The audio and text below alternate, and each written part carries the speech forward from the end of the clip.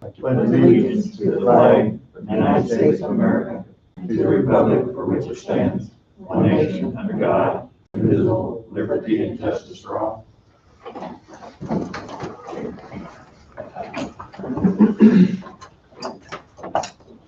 First thing, we approve the minutes from last week. As I was not here, I will abstain.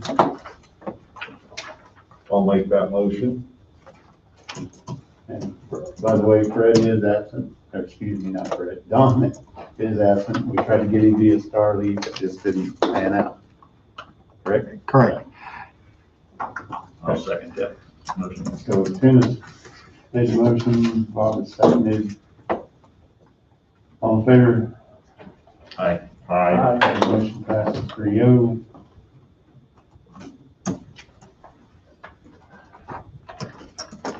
Consent agenda, move to authorize and direct the chairman to sign revised Coffee County payroll notice for Dylan Munzer, new hire, subject to IPP road and bridge equipment operator, sign, seeding, and mowing crew, classification MB2, wage $16.97, effective 12/7/20. This fills a vacant position. Effective date is the only change. I'll move. I'll second. In a second. Why is the date changed? With the It's higher date. COVID-related issues Higher date. at the landfill, they needed to bring him on because they needed the help.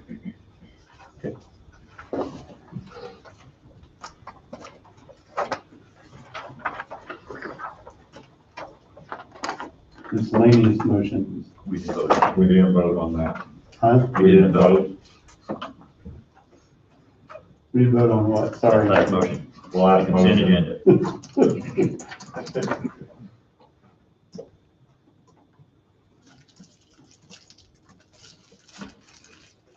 Yeah, I moved, Tim seconded. You asked the question. All in favor, say aye. Aye. Aye, sorry. Motion passes 4-0.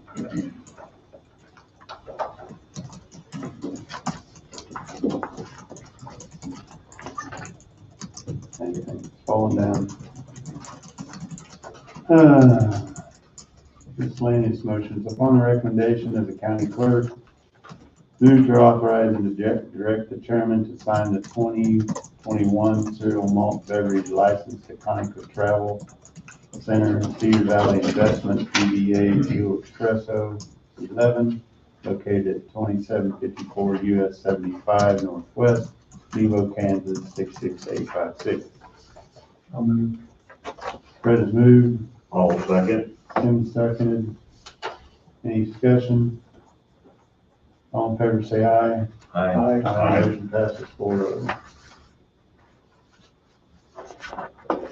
Upon the recommendation of the county clerk, move to authorize and direct the chairman to sign the 2021 cereal malt beverage license to Travel Centers of America, located at 2775 US 75, Devo, Kansas 66856.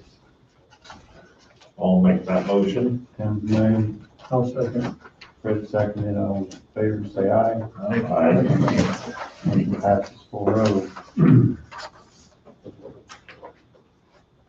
So we have 15 tax abatements. I apologize, I never really looked through each and every one of them. I don't know if anybody else has.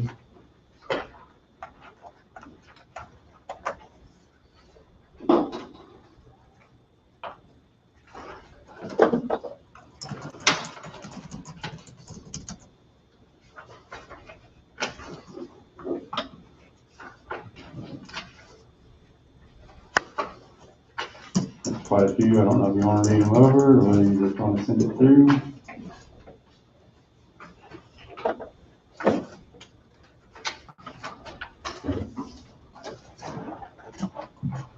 I saw 5 of them in my district, so I'll make the motion that authorize the chairman to sign. Okay, well, the motion will move to authorize the director chairman to sign 15 tax abatements in the amount of $2,144.24. Bob moved, All second. Tim seconded. All in favor, say aye. Aye. Motion passes 4-0.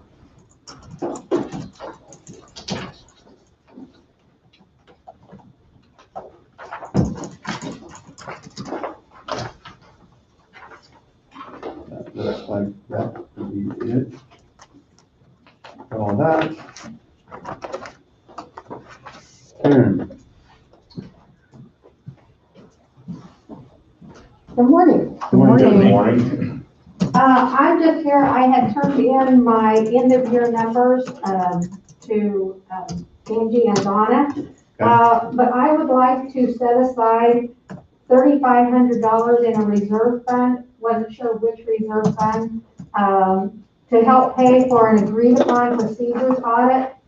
I spoke with the auditor and he said to plan for around 2,500, but I wanted to make sure that we have plenty because he said he doesn't know exactly what that would be. And the reason for that would be because with me leaving office in the middle of the year, this is an audit to finish out so that it audits everything I've done up to the point when I leave office.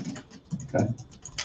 So like I said, with the way the budget was this year, I thought it might be a good idea just to hold back a little bit this year, and that way it wouldn't affect next year's budget because it would be held back. Like I said, I didn't know which reserve fund because I know it didn't really fit under equipment reserve. We normally pay for audits out of the general fund, and we'll have money there next year. I don't see any reason to reserve any. I think she's just pulling out of her budget to pay for her budget, so. Well, we could put that money in something else, but we'd still would pay for the audit out of the general fund. Like I said, I just want to make sure that there's money there to Yeah. cover this because it is an additional audit. I understand. So, It matters not to me where it goes either, as long as it's paid for. Are you okay with that? yep, I'm okay with that. I just want to make sure so that I don't need to reserve anything for that. So, thank you. We could move the 3,500 to a different reserve fund for the county, like equipment reserve or something. As long as it's paid for. And then whenever the audit comes through, we'll just pay for it out of the general fund. Yeah, I mean, I have plenty in there to move other money too, but, Oh, okay. so, Yeah, just add that to it and we'll. okay, I didn't put that in there, what to move to. Other funds, it was just what I was requesting, so. Okay, thank you. Thank you. Merry Christmas. You too.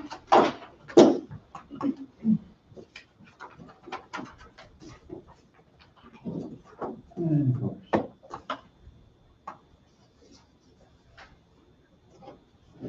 Well, I wasn't aware of how long that would take, so I apologize. I would have had Wayne come sooner.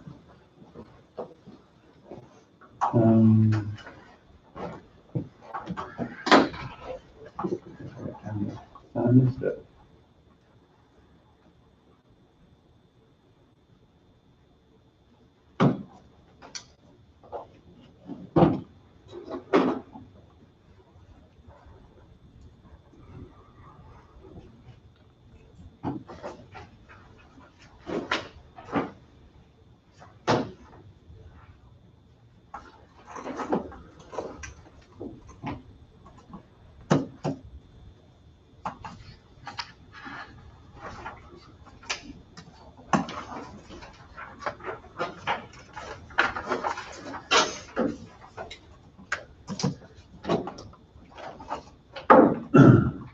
You might text Wayne and tell him we're on a little bit ahead in case he's.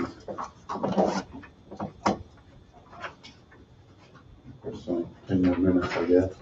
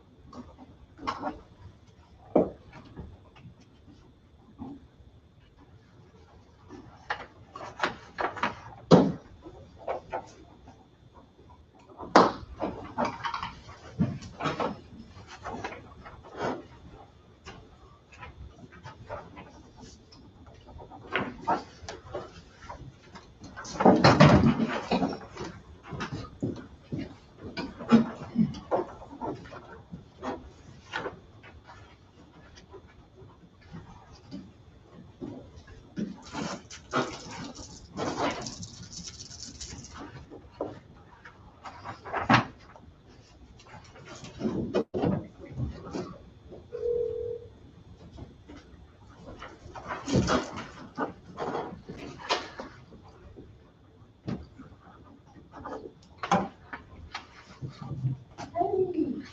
guess we're ready for you. You come on up. Okay.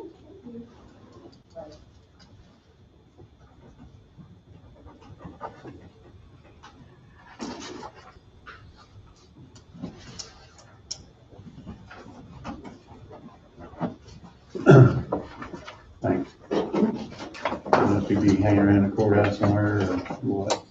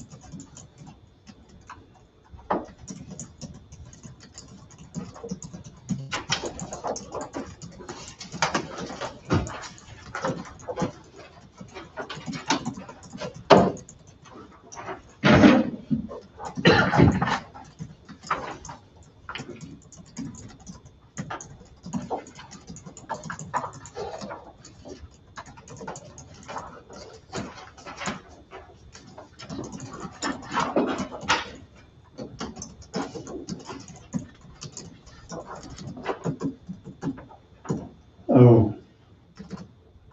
You said, Wade said we're supposed to review the mask mandate?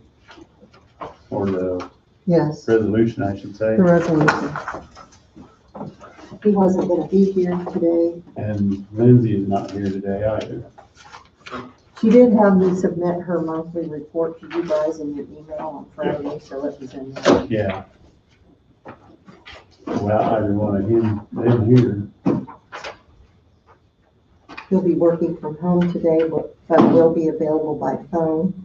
Commissioners need to review the mask resolution today. This is the second week after December 7th. Right. He said he can come in if necessary. If we review it, don't do anything, it stays in effect the way it is, right? That's what we did the last time. My knowledge, yeah. I'm just saying without Lindsay here to give us any feedback update from our health officer and or her office. Maybe there's someone in her office who could, I don't know. Yeah, Maybe Carl could, I don't know. I don't know, think about that. but they haven't recommended any changes, so To my knowledge, no, I have not heard. I'm gonna- I was in here last Thursday and Friday, talked to Lindsay a couple times, so. No changes at that time were recommended. I knew no hospitalizations are down, if I'm correct. we were email read, Yeah, I think so. hospitalizations are down and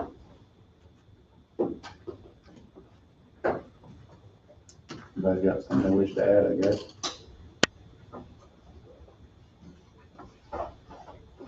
I just sent him a message if you guys need to do anything, if there's no changes. Okay.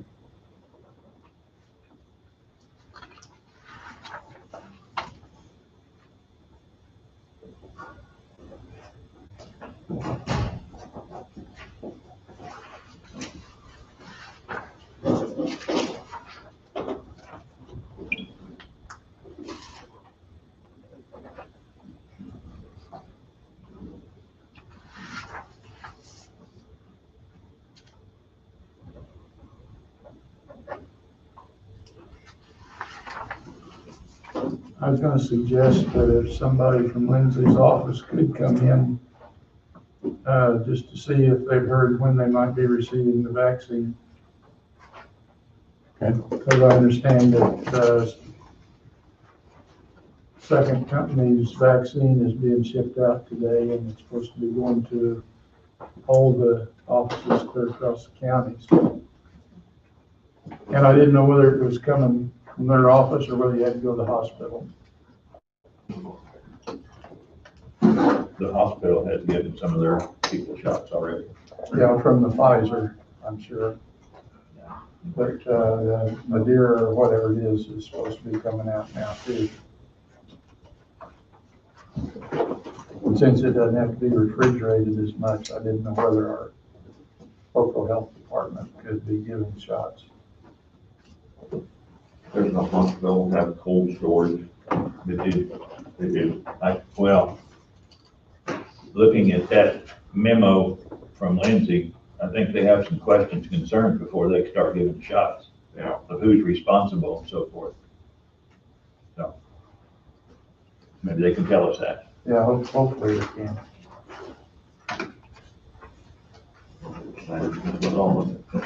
Sorry, that was you personally. Take it for my own.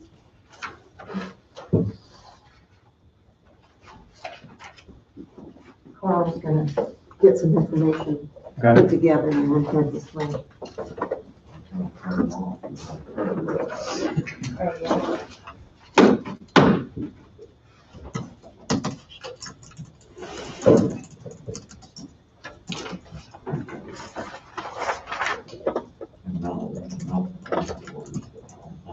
Oh, yeah.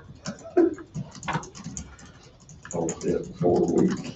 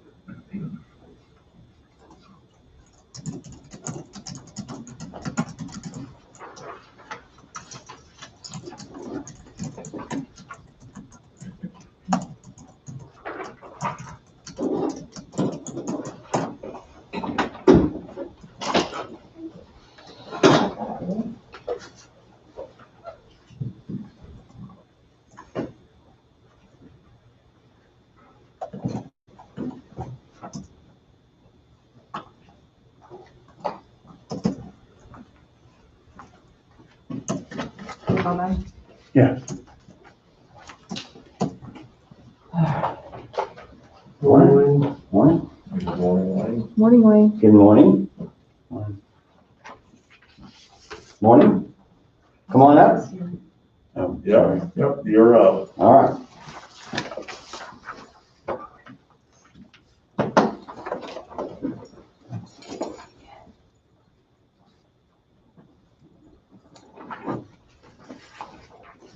You want me to just drop that off at the office for Jessica? Cancel it. Yes, please. Okay. Or I can take it. I can take it. Okay.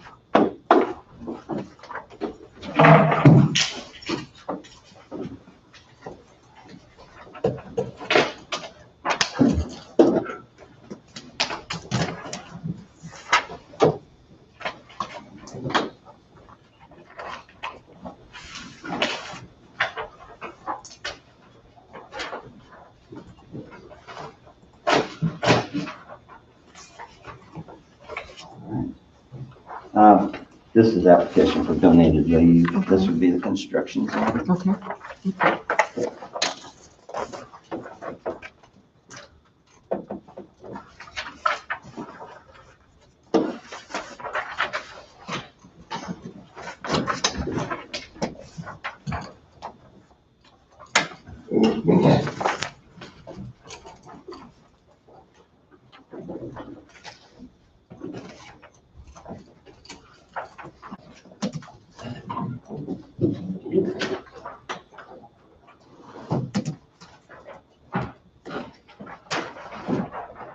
Like me to start? Sure, whenever you're ready. All right. No road permits, no zoning permits. Landfill did receive a report from KHE, also Blackstone, that our semi-annual groundwater monitoring, basically that they found no volatile organic compounds, no VOCs. And so once again, our landfill checked out fine, great, with the groundwater. They did have one well that they had in question that's basically upgradient. That would be somewhat unusual, so that means it wasn't necessarily from the landfill that it caused the question, but there might be retesting on it. But no problem with our groundwater. Okay, so just a report. Okay. Then the next one would be just the motion itself, as basically Kilo had completed the work up there on Old Highway 50 from 75 to Fauna. There was a bid item for additional gravel to be added. And then on the contract, we just had a 1 ton single unit for gravel, not knowing exactly how much gravel may need to be added or not. And so they did add 19.74 tons. Well, actually it's 20.74 tons total. We don't have a motion. And then there's a motion onto it. Do you not have the motion? No, sir. Oh, okay. The one I got had no motion. Yeah, I'll- maybe I missed something, but I looked several times. Well, maybe and it might be, the extra ones may be in here. Sometimes I miss them.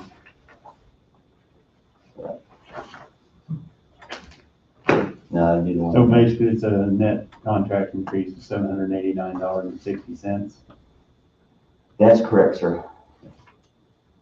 So that's basically what the motion is, gentlemen. It's 2020-50, based upon a recommendation of county engineer, move to approve the change order number 1 for A2006-C asphalt project for milling, grinding, and leveling of shoulders on Old Highway 50 to 75 to Farm Road for additional AB3 rock tonnage in the amount of 19.74 tons needed for additional material to fill leveling shoulders for a total net increase of $789.60 to the contract. I'll move. Fred moved, All second. Tim seconded. Any discussion? All in favor, say aye. Aye. Motion passes 4-0. Okay. And so with that too, just moving right into construction zone, and since we are talking about Old Highway 50, is we are picking up the cones actually today. And so the cones will be removed from the project. There still will be signs out there as far as the construction zone in the 45 miles an hour. And so we'll keep that in place until we come up with a plan come this spring. But we'll keep that in place as far as safety measures. The filter rock at the landfill, they should be finishing that actually this week. And so that'd be something that we're also reporting to KDHE. And the final report from Blackstone for the QCQA would be also sent in as well, if not this week, possibly next week. And then with that final report, that means the whole cell itself would be available to basically start adding waste if needed. Still working on our ditching at Matthias Lake. There is quite a bit of material as we're moving out of the ditches. Moving out in the fields for the most part, we are hauling some of it. Then we're doing rock entrances, boom mowing, and mowing countywide at this point. We are looking at the maintenance signs, and we're also looking at adding that one sign we talked about over there on Angus right now it's calling in locates, and this would be basically the horse and buggy sign. So we are working on placing some signs on Angus and then also on 16th. That's where we've seen the activity so far, or the traffic. And so Angus is from 12th to 14th, and then Lyon County already has their signs up, and then we'll be adding on 16th Road from Angus to Blackfoot. So just information there. Okay. A couple more talking points I had, and that would be, one is to inform the commission that I had received bids, and this would be phone quotes or quotes that were received from Logan Contractors, Carter Waters, Concrete Accessories. I had a no bid, but Carter Waters had a bid of $10,987. Logan Contractors had a bid of $11,776. And this would be rebar for a total of 9 panels, concrete precast panels. You've probably seen these before. Actually, we make these during the wintertime. And so, and we use these concrete panels for a lot of our culvert projects. They're just under 20 feet as far as the opening. And we're actually going to use one of them for one of the entrances. I know it's going to be fairly long entrance and actually a very wide entrance, but we're going to be using that on the Matthias Lake project too. So we already actually have extra panels that's been made several years back. And so we're going to make use of those panels without purchasing any other type of structure. We'll just use those. So just let you know on that one that we had taken bids for rebar. The end of year transfers, I visited with Angie on, and also Donna. And so what I have is, unless you have any questions, I think Angie's going to represent what needs to be done or knows what needs to be done as far as that goes. If I see anything, did you look at, I forgot to ask if you looked at what you needed to reserve for carryover for cash? Well, I believe that was that Was it in the budget? it was that one, yeah, it was that 1 million that I put in there. Okay, I need to Yeah. check that, so. Otherwise, I'll get with you if I see anything. Right. That would have been that 1,211,000. Okay. Unencumbered cash balance required for January 1 that was in the budget. All right, I didn't look at that yet, but yeah. So that's on there. So on this particular one, as you've had maybe you get a copy, I'm sure you get a copy of the memorandum as it comes around, but it is, actually I have quite a bit more on this one than I've had in the past, because there's a lot of different funds we have yet to be able to spend, to be able to make purchases. And so we're just asking to make sure that those funds would be available for 2021, the biggest one. Okay. I haven't seen it, so I have no idea what you're speaking of. Okay. I'll send them out via email. Uh-huh. I'll send them out via You will? All the ones I've received so far. I know I'm probably a little early on it, but just to let you know that I do have quite a bit on that. And so I would be available for any questions that you may have. And so. Donna, could you hard copy those? Sure. We should get those before our next meeting, right? Okay, thank you. Yes.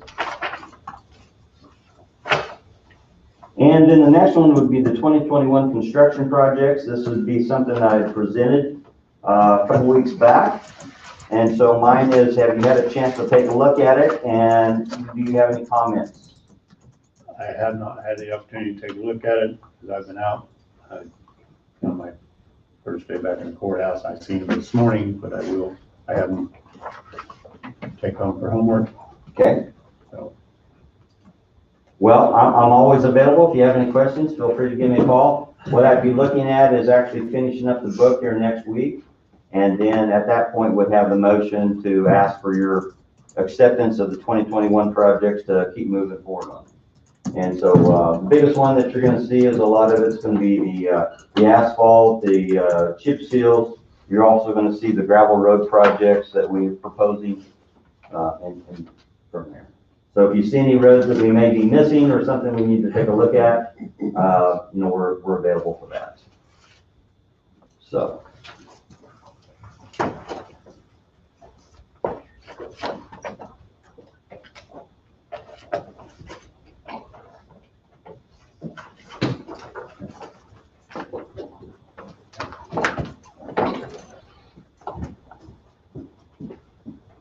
I'm sorry. No, that's fine. That's fine. The last one I have is just to let you know that we will be required to send in a basically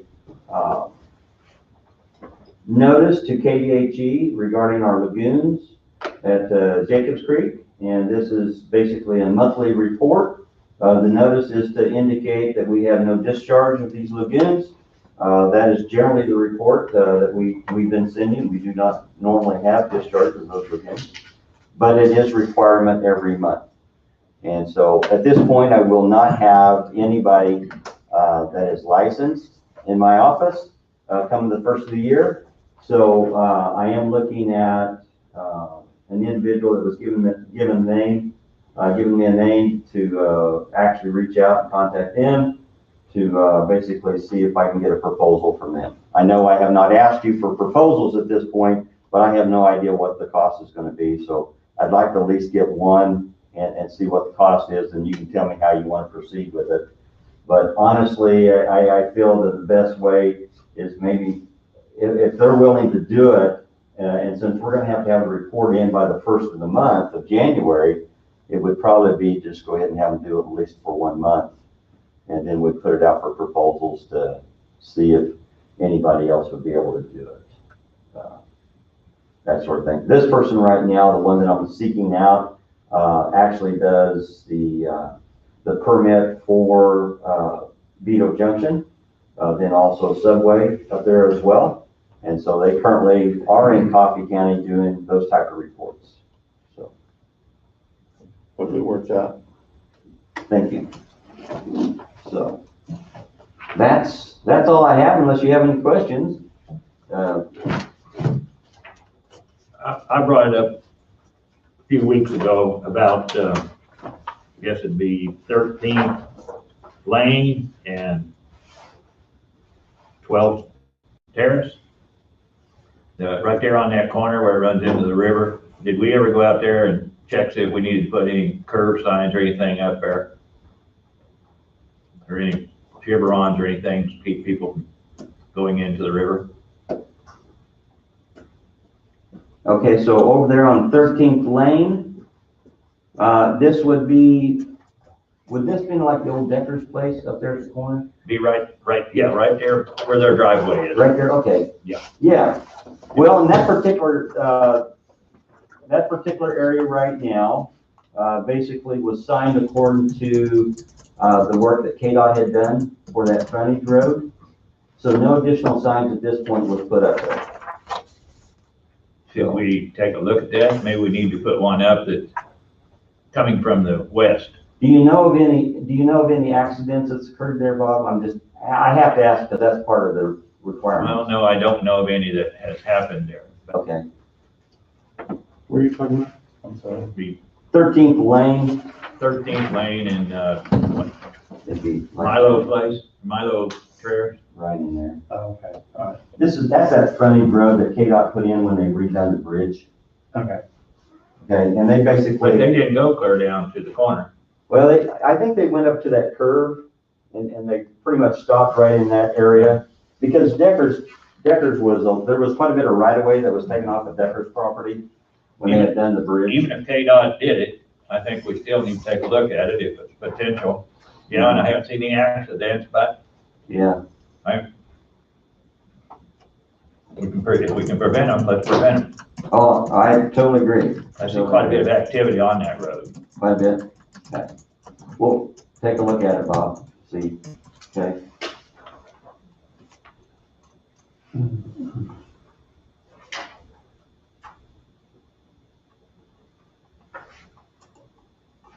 I know there was another location, I think it was 11th Road over by Mr. Tweet's property. And we are actually working on putting signs up there. Actually, we were missing a curb sign. Then I think there was another one that you brought up down there, it'd been just north of 58, Planter. And we put up some curb signs there already. Okay, So we got taken care of that one okay. that you were talking about. I think that That's was, been a couple months that back. was the same situation as the one out here. Yeah. So we need to see if, So we looked at, we looked at those locations. And saw the warrants or saw the needs. It made sense. Put something up. You know, people were asking about it. I said I'd bring it up and we'll see. We'll look at it. well, you know, I'm always positive towards safety, but, we're only as good as the people that pay attention to the signs. So I do have, even the signs that we're gonna be putting up on Angus, do have concerns. We're gonna have a much slower type of vehicle type traffic, compared to going 55 miles an hour or 60 miles an hour. And actually that route, for the most part, is truck traffic. Yeah, we have a lot of heavy trucks that's hauling actually from, Lyon County that comes down to the Rockport. And so we have quite a bit of truck traffic in through there, but, and those buggies, you can see the wheel marks onto them. They're actually going right through our new chip and seal. You can actually see where those, wheels are actually crushing the chips. There's a lot of weight on that small wheel surface. The wheels aren't gonna be the problem. The problem's gonna be the hooves. Gonna be the hooves? Well, but I don't see the hooves on the roads. I don't disagree with you. Give it time, you will. But you can Look see north it. of Linden on the shoulders, Okay. 75. You can see it's the hooves that's causing it? It starts tearing them up. Okay, okay. Well, right now, like on 16th where we just done that chip seal, fog seal onto it, you can see the tracks right now where the wheels are actually crushing the rock. Beyond what we were doing as far as snow and ice removal, because, we've had this discussion before, our blades actually shave off the top of that rock, but those wheels actually. Those are iron wheels and they're only about that wide. Now, that's the question is, are they iron or are they actually rubber surface? They're iron. They are iron. If they're the olds, they're iron. If they're really showing, they're iron. Well, that's what I think it is. To be crushing it like that, I believe it probably is iron on the outer surface of those.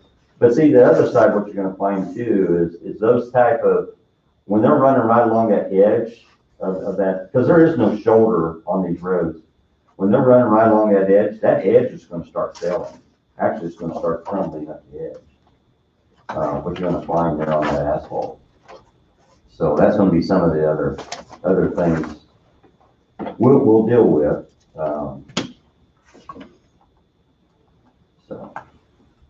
But that'd be the first signs that we've had of that type of traffic in the town. So.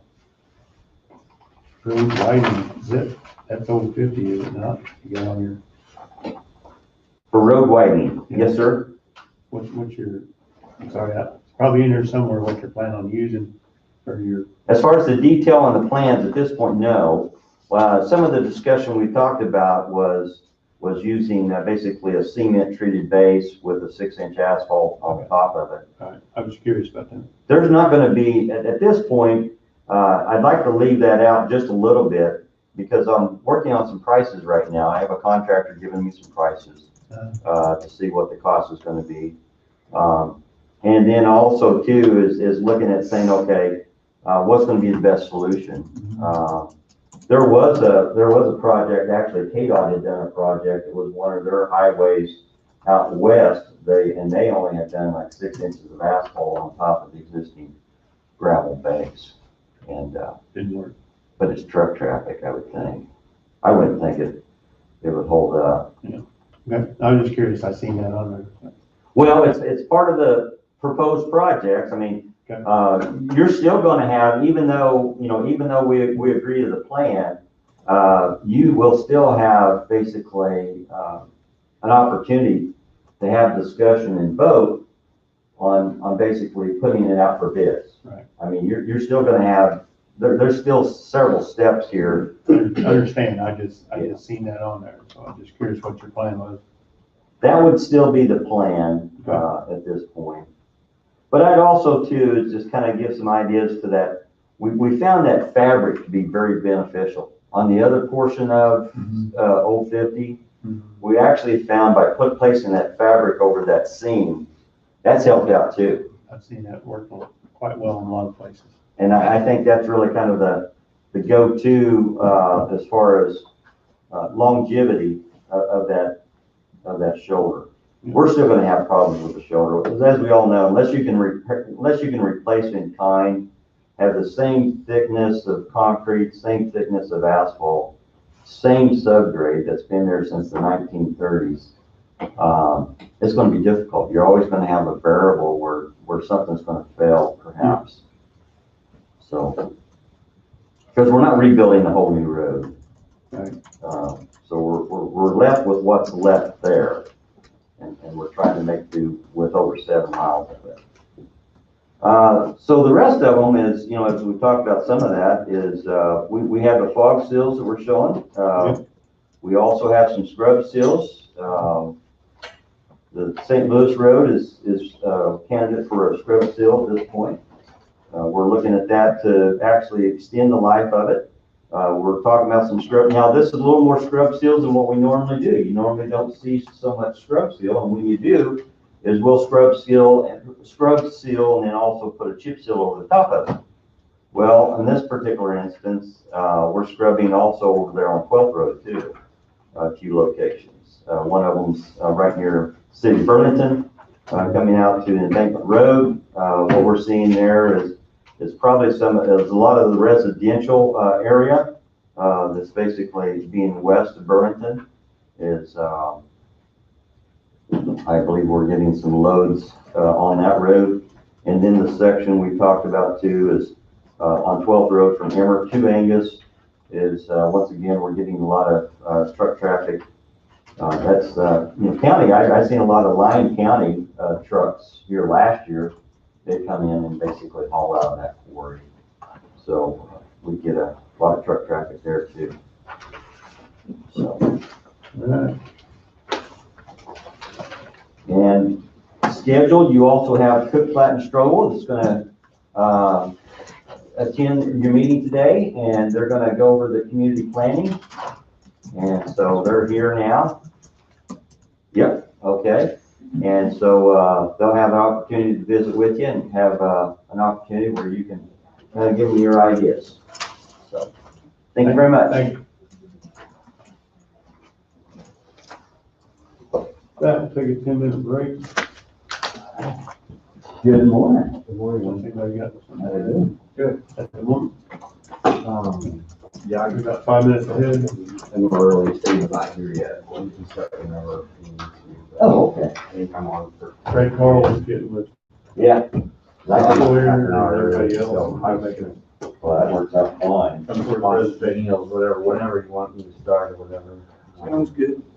I think if they do a break, and I think when they have somebody coming in from the property tax, should take. Coming in early, not early. No, I didn't think so. Yeah. I will drive around the reservoir and see that first time. Okay. No traffic today, but we get here down here faster than I thought, or I left earlier than I thought, I don't know. It was easy, nice drive. Okay. So, yeah, so I'll do a little dance and take comments and, I was authorized to do that. you need to run your office for a minute? Yeah. Okay. As you know, I'm down the road, so I just come in and do my report, and there's more to, I just hang here. How's everything going? Good. End of the year, that sort of thing. Do So you get busy or slow down? for us, we had to pretty much close the budget. Yeah, it's not to say that we're slowing down. We still had like estimating over 80-some thousand of gravel to put down. So we still have projects to do. We're still basically excavating and such as that. Because when you close the budget, you also at that point, you fix. It's the same way. You're not going to be purchasing or doing much more. Yeah. And then you have on holidays and such as that, you're going to find folks basically take time off. Either one, they're needing to spend the vacation that they haven't spent up to that point. And so they're needing to take that additional time off. And so now you have reduced staffing at that point, so. Holidays, you know how it is. Yeah, no, it should be winding down. I think there was like one client that wanted, maybe a couple clients that wanted proposals due the week between the holidays. I'm like, no, it's just, you waited this long to figure out that you need a proposal due the 29th of the month. It's like, well, it's interesting. There's a couple, I think there's one honestly that we applied, so that's probably not. I actually can't remember what it was. It's not good for us. Okay, just kept going. Cause you just have to let people float out, you have to let people take vacations, you gotta. Yeah. No, you can't work them all the time. We always find ourselves in that situation. I think my last race is tomorrow morning. I worked 14 hours this week and trying to get a proposal ready for tomorrow, and then I'll be able to like unwind a little bit. But, that was for design build, design build drawing, you know, more and more prominent, popular. On the design build? Yeah, Okay. in terms of roads and streets, more sewers, more design build, you see that current or? Well, it's been probably about 15 years ago plus that they did one of their first design builds for KDOT. It was one of their, pilot first aid projects. And it seemed to be, very favorable. A lot of folks did like it. But now how do you do, like, when you're doing the design build, you guys, Yeah. Every contractor gets a design. So they get designed. Okay, so you have a particular contractor that's working for you, or do you have like 2 or 3 contractors? We definitely have quotes 3 or 4 or 5, and it's not quotes, it's more of a relationship kind of thing, like we will. I'd say there's probably 3 contractors that we reach out to them and we say, do you, want to go after this? Because the workload is just like manpower, labor, tougher. There's often the contractors say, well, we don't have the labor or the skill to do that one, so we'll wait for the next one or whatever. So this one due tomorrow, we're actually on a contractor I've worked with a previous firm, but I've never worked with this current. So I see it best. And so that just means that it takes a lot more paperwork to kind of get all their documentation like that. But we'll, and then across the state of Missouri, there's some that might be better, contractors that are aligned with more the middle of Missouri versus north, all the quadrants, so we're definitely, anyway, so the short of it is probably most contractors have their favorite designer, and then they always have a backup 2 or 3 kind of thing, So who drives it? I mean, who's the proposal going to, the contractor or the consultant? So the proposal goes to the city or The city. MoDOT or KDOT or. Is asking for the design build team. And so it's one of 2 ways. This way is a little different, which is. There's 2 ways to go about. One is, there is we want to submit a 2-phase process. Send us your qualifications for your Like I said, they have those cleats on. and we'll shortlist from there. And we will ask those 3 people to submit us a fee, a proposal. So they're doing basically a qualified. Okay. So they'll say, okay, we're gonna short, so that's how this one is. Where we're saying we're submitting our qual, see if we can get shortlisted to do the design. And in essence, we turn in 50% design drawings, enough to get a solid bid in the contract. Usually that process is a stipend provided by the city or county or government saying, we're gonna pay $40,000 for 3 contractors to put together a bid. Yeah, Trails. or whatever the number, enough numbers that it's, because you're getting, in essence, 100% construction drawings, or a very high level of construction drawings, they can do that work. But you can do some of that. I hadn't thought about it that way. That's right. Yeah, we're not doing without surveys, there's still a, yeah. You didn't even. If you're a liar, take basically, I think they probably did it for the revenue because it's a really big. Well, let's see, what was it But called? their Here in reason our for it town, was not. we actually have everything on here. So, of course. Yeah, LiDAR. Well, you have a, but you don't have plugs, basically it's already part of one. LiDAR. It's Oh, yeah. It looks But like some basically, the related. data. Yeah, I see that. You already have everything for one foot, they know one person. And so you can take the concerts, you can take Google Yeah, I Earth, believe that, too. you could actually from that create your plan profile, you can come up with your quantities onto it. And so you can do a lot of that stuff already without even having. Yeah. So we do, that's exactly, so, and this one I'm submitting on this week, which is a existing 4-lane arterial that they want, that they've got paved for about a mile and a half, they've been pavement problems. So it's gonna pretty much be tear up the road, rebuild the sub-base, and then build back up for that road. Do you know what that is? Yeah, so if they said it's $5.5 million is what we estimated for design bid, so we'll come in with the SOP first, hopefully get shortlisted. In that environment, they're not paying us a stipend, or KCMO's not paying a stipend, so we'll go to the contractor and say, hey, we're gonna bear all of this risk, we're putting all of our Well, Rick, words shows are not that risky in the drawings, and all you have done is put together the price. But, you know, it's a little bit of marriage, that they're expecting our drawings to be high-end quality, or innovative thinking, and sustainable. Yeah, We can we're create running. a low Can I price ask environment. It's you not always questions? based on Sure. price, While it's we're a job, it's Sure. qualification. And I might wanna just kinda ask you to. I was handing out that fund balance, I didn't know if you guys had one handy, I see some of you did anyway, on the cash balance report. When I look at year end and where we're gonna transfer funds to, are there any future capital improvement plans coming up, Wayne, that you're aware of that we need to be looking at, even past 2024? Well, what you're gonna have, just coming up a little bit closer.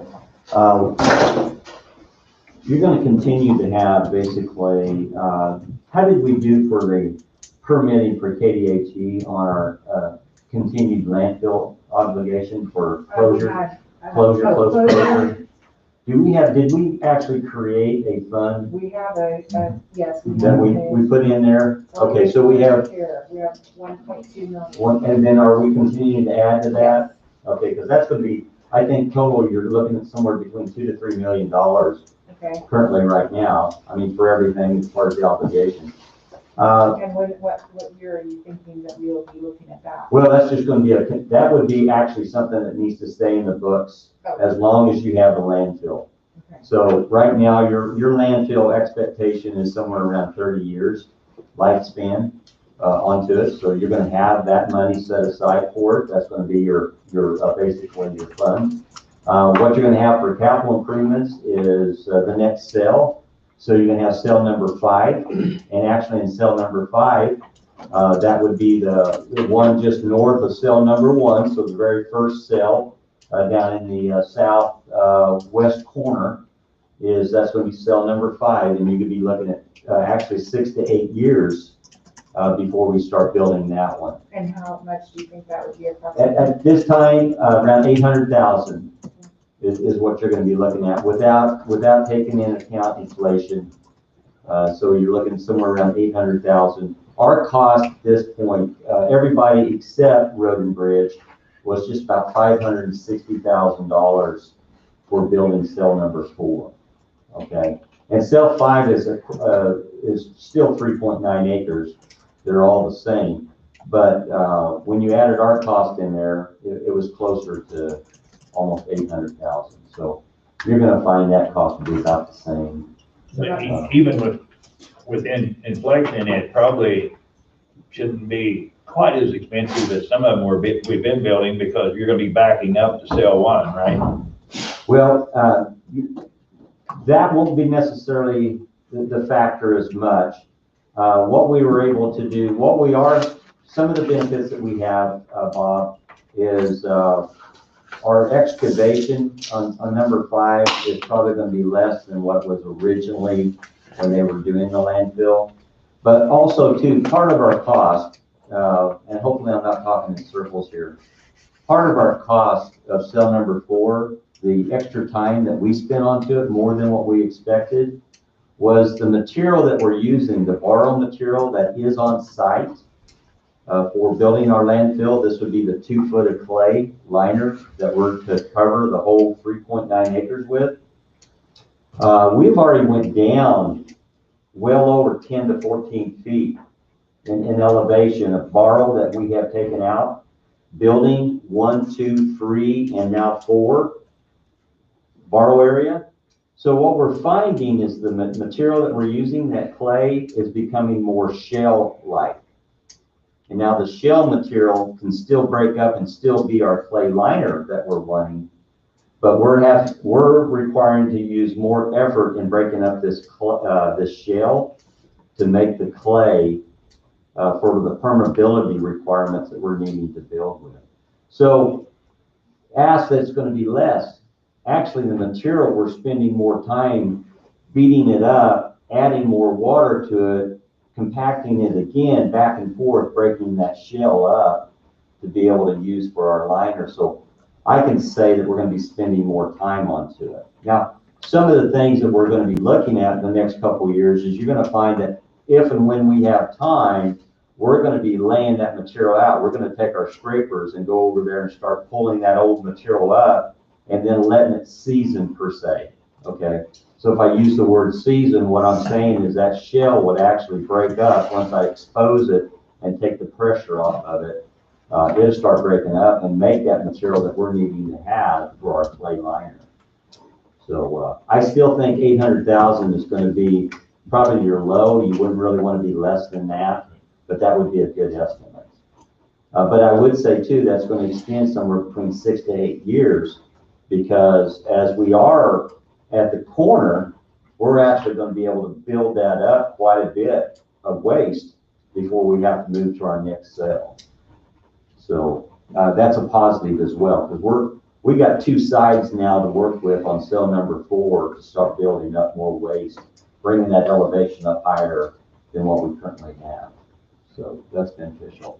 That's the biggest capital improvement that I could think of at this point, other than just ongoing for our road system that we have, as we have over 230 miles of asphalt roads, which is a continued every year budgeting. Well, we can stop there. Do you have someone? We can talk about it later. Yep. Got the discussion rolling anyway. LaDonna? Can I not be on camera? I'm sorry? Can I not be on camera? Can she not be on camera? Or does she have to go to the podium? We prefer you go to the podium, please. That way we can hear what you have to say. You're good right there. I'm with her and she's.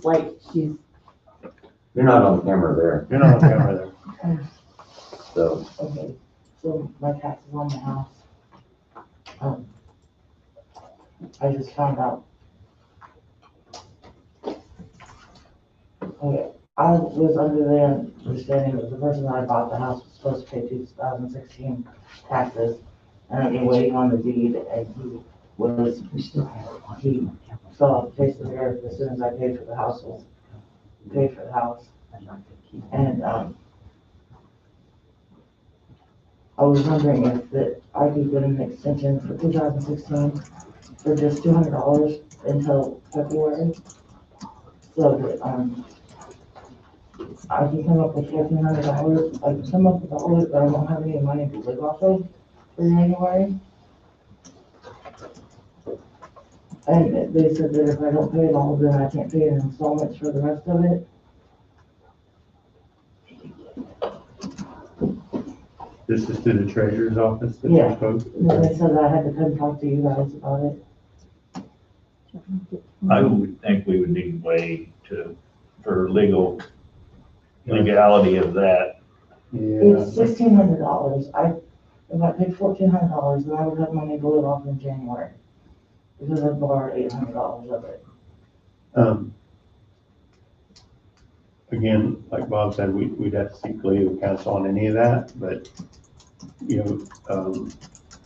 Off the top of my head, I'm thinking the tax sale isn't even up yet, so I mean, Well, they there's said that I time. didn't pay it on the first, and I couldn't make payments on, I'd have to come up with the whole 3,500. That's what the treasurer told her. Once her name's turned over to the The tax sale tax sale, that she'll have to pay the full balance then. before the sale, Right. yes. But I can't make payments on it then.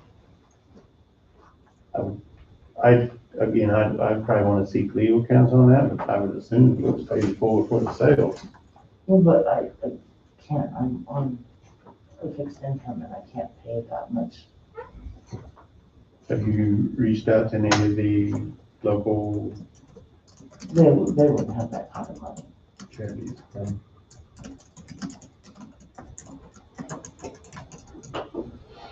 I guess I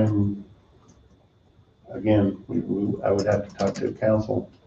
He's not here today. And when is your deadline?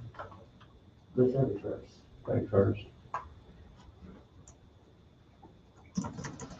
I just got the deed to the house in November, and we're trying to get the deed in for 4 years. You bought the house, you purchased the house 4 years ago? And that's why I hadn't paid any, and I was under the understanding that he was supposed to pay 2016. I hadn't paid any of the taxes because I didn't have the deed. Had you gotten a bill for the taxes? Yes. Well, again, for us to defer anything, I'd want to speak with legal counsel and probably the treasurer's office as well. I mean, I can't just say, yeah, okay, at this point in time. You guys only meet once a month. Once a week, we'll be here next week, Monday as well. Is next Monday after the first one? No. No, it's the 28th. I'm sorry you're in this situation, but kind of my control as well at this point in time, so. Again, I want to Will you speak be with, here next week? pardon me? Will you be here next week? Well, I will be here next week, and we all should be here next week. She wanted to know if the council will be here next week. Yes, we'll all be here next week. I think she's talking about legal counsel. Oh, I would assume so. But we can, I can converse with him prior to this, and, Can I ask a question? On what date was the deed transferred to you?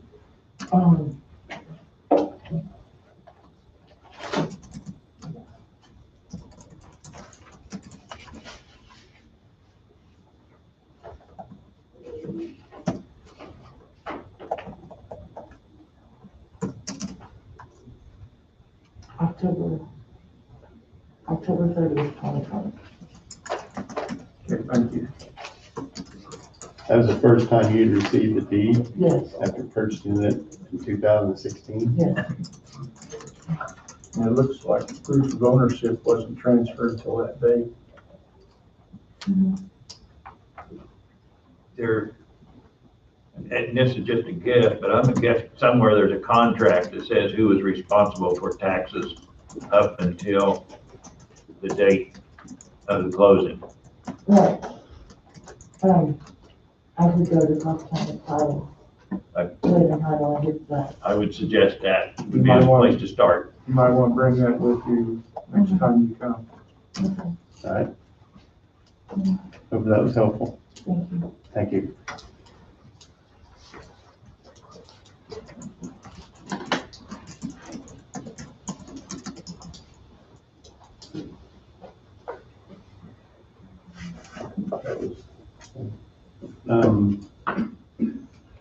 Jim, Yes. are you ready, buddy?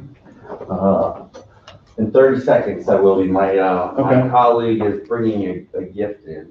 Well, we're So I'm set up. running a little bit ahead. Been that way all day, morning. So from the camera perspective, I'm gonna be trying to, if it's okay, I'm gonna write here and stand here.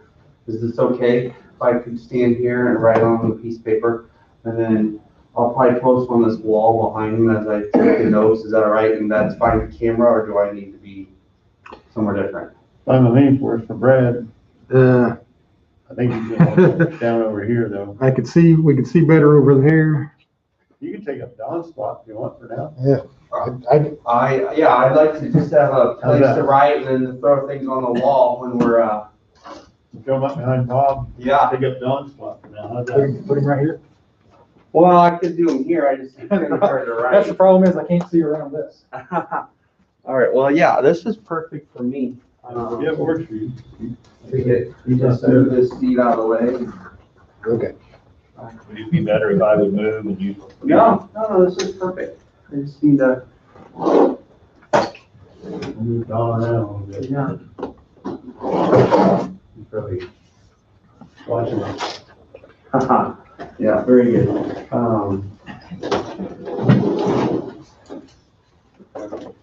So here's Stamen. You want to do your introduction, Stamen? Sure. Well, first off, happy holidays, Merry Christmas to all of you.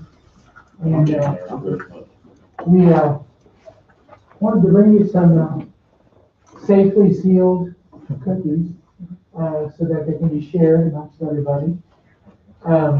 And it's just part of our way of saying thank you, folks, so. Enjoy those as a little token of our appreciation for the work, and we really appreciate the opportunity to work with you county and your cities.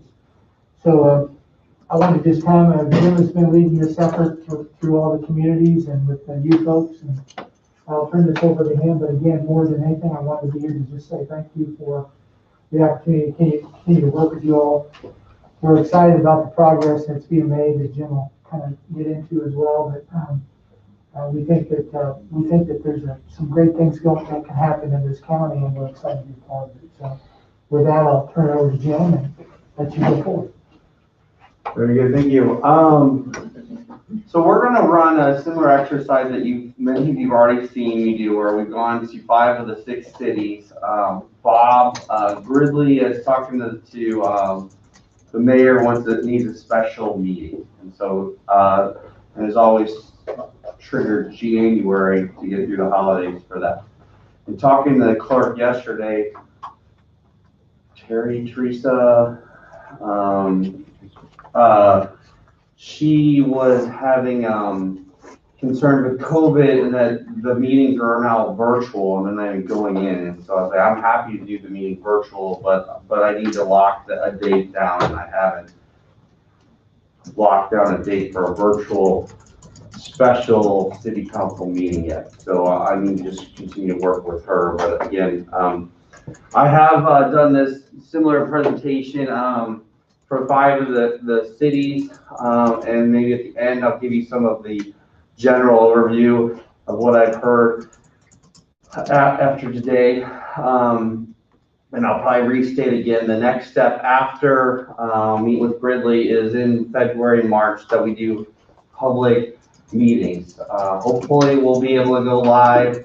If not, social distance masks, that would be preferred, but they will include surveys and leave behinds to continue to receive information after that. And then we'll do another round of cities, meet with individual cities. So of the 22 meetings that were scoped, this represents 5, 6, 7, the 7th of 22 meetings today.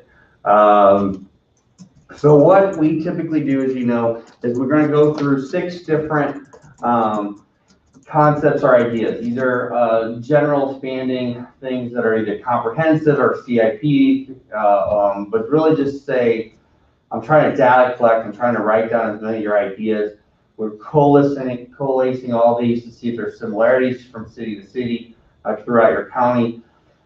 The real success of this will be trying to match that up with leverage dollars, KDOT dollars, cost share dollars, safe routes to schools. There's a host of dollars, and then ultimately, our success will be trying to say, hey, these are good ideas. There's a lot of stormwater projects that are kind of being turned over, and trying to find out how we can help support leverage dollars to really move as many projects forward over a short, midterm, and long-term kind of thing.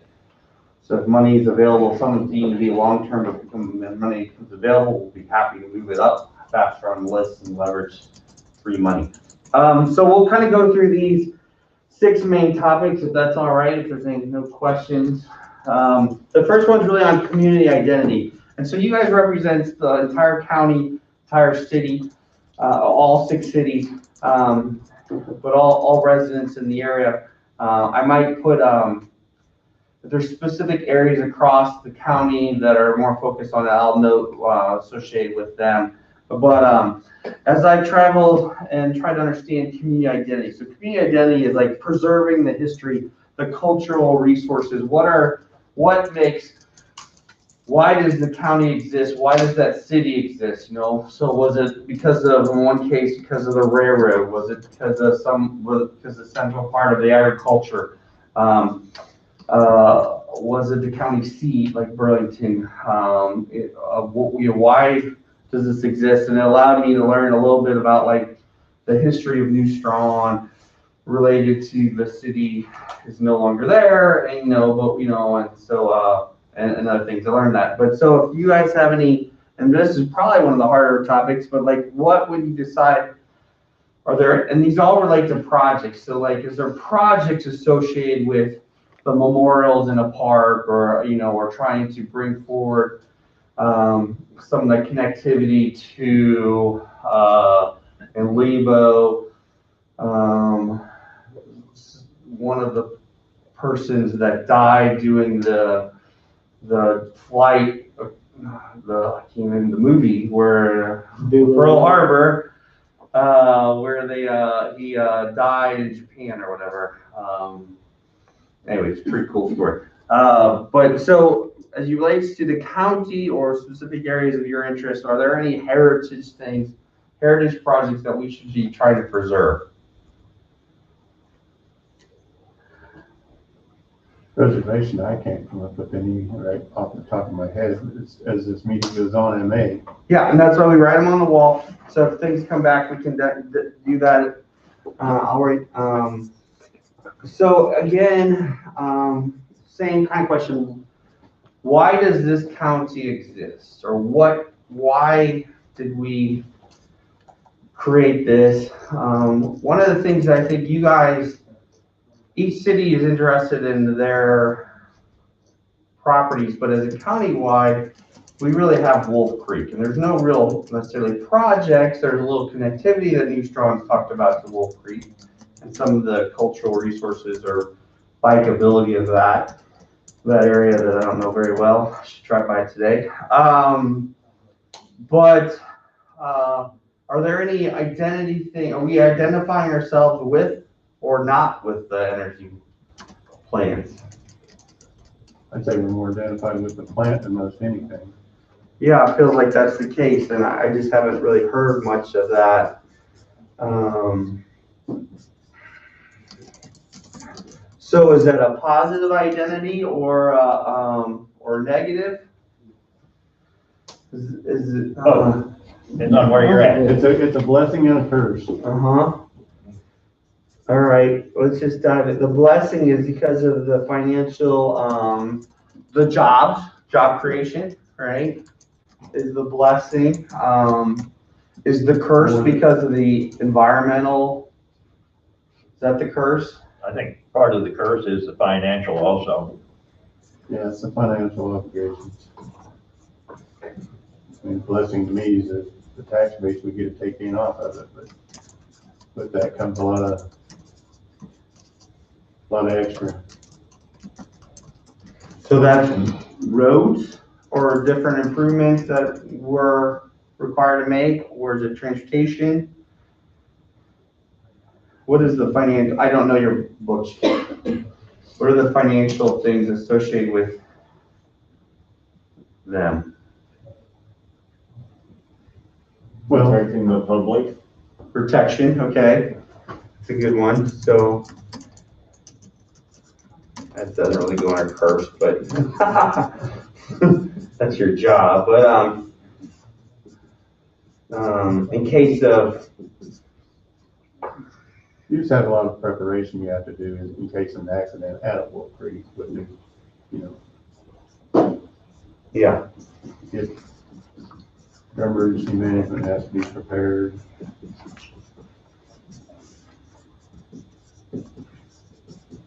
Have extra staff in case of an incident on the road bridge.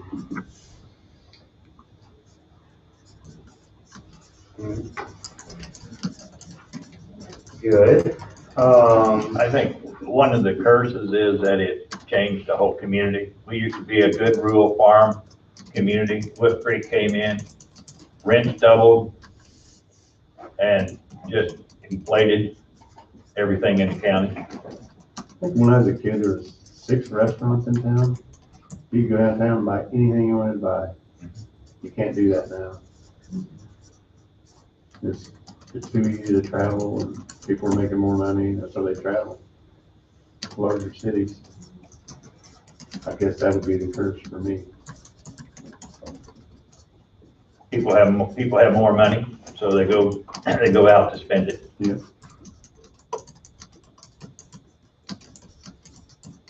And so Wolf Creek is all kinds of you have executives making executive dollars to all the way to the bottom, which is the $14 an hour laborers, or is it really the low end is $25 hour laborers? I couldn't honestly answer that. I think it's way higher than 14, I but think it's probably upper. Yeah. Yeah, so it is really a high wage, even at the low, but it's a wide range of things. So, okay, more money to spend, I wrote down. So yeah, I see the blessing and curse that it costs more expensive maybe to live in this environment than the next few counties over or whatever. well, I think our tax base, Oh, our okay. taxes and all like that are down reasonable. All right, well, that's good, reasonable taxes. I think maybe the rent is I don't think it's much higher than other cities. I haven't checked that out. I guess I wouldn't really actually know. It's not now, but there was a moment when Wolf Creek started. Oh, that yeah. Everything doubled on the citizens who were making a living at what they were, and then all at once, everything was doubled. So it affected those a lot more probably. Now people move in, they know what it is, and it's a whole different ballgame. It's a whole different group of people. Other than Fred and I, everybody else is gone. Okay, so the idea of identity is associated with the plant, and with, if there's goods and bads, might not stay, so it falls over okay. Any other identity things? I think you're probably missing that there really is a lot of focus on recreation in your county. Am I seeing that right? Whether, I knew that wasn't gonna last. Yeah, there actually is. So like, identity, I'm just gonna, all this stuff to write around. So to me, your identity is also associated with a quality of life, that this is an important quality, right? I don't want to write something down that's not important. You guys identify yourself. Why would you want to live here? Because quality of life, right? Small town living. Small town living, quality of life. Fishing and boating.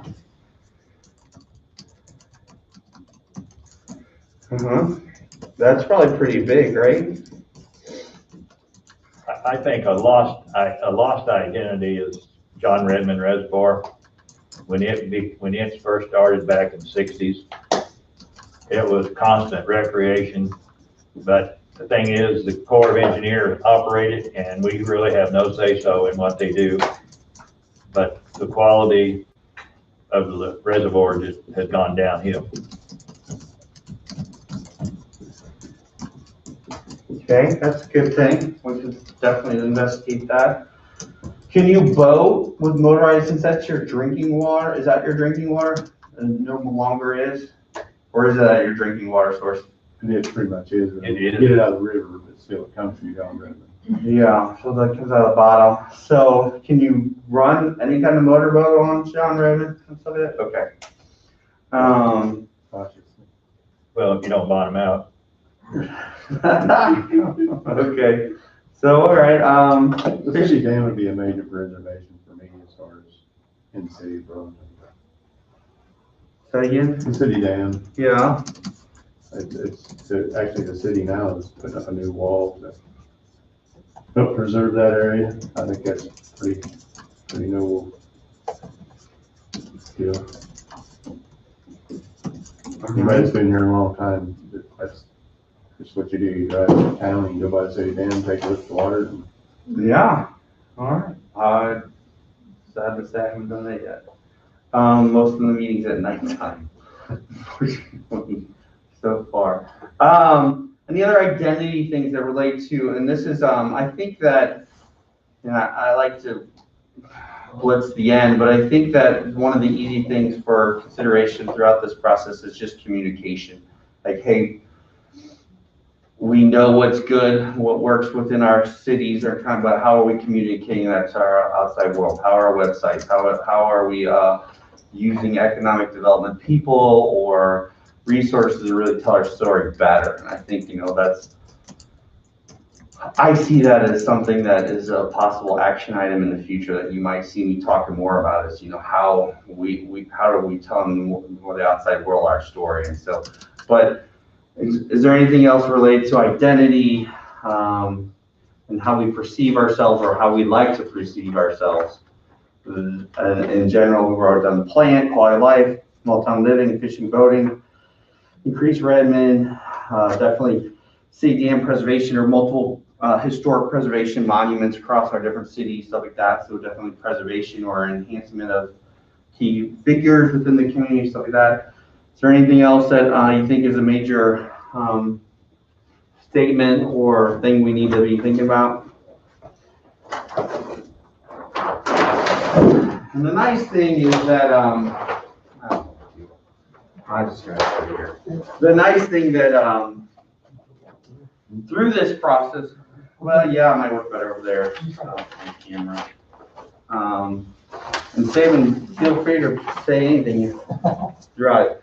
So we'll move on to the next one. The next one's a little bit more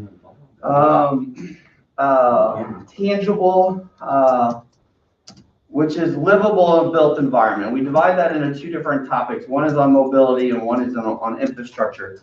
So we'll hit mobility first. So mobility is really the opportunity to move around.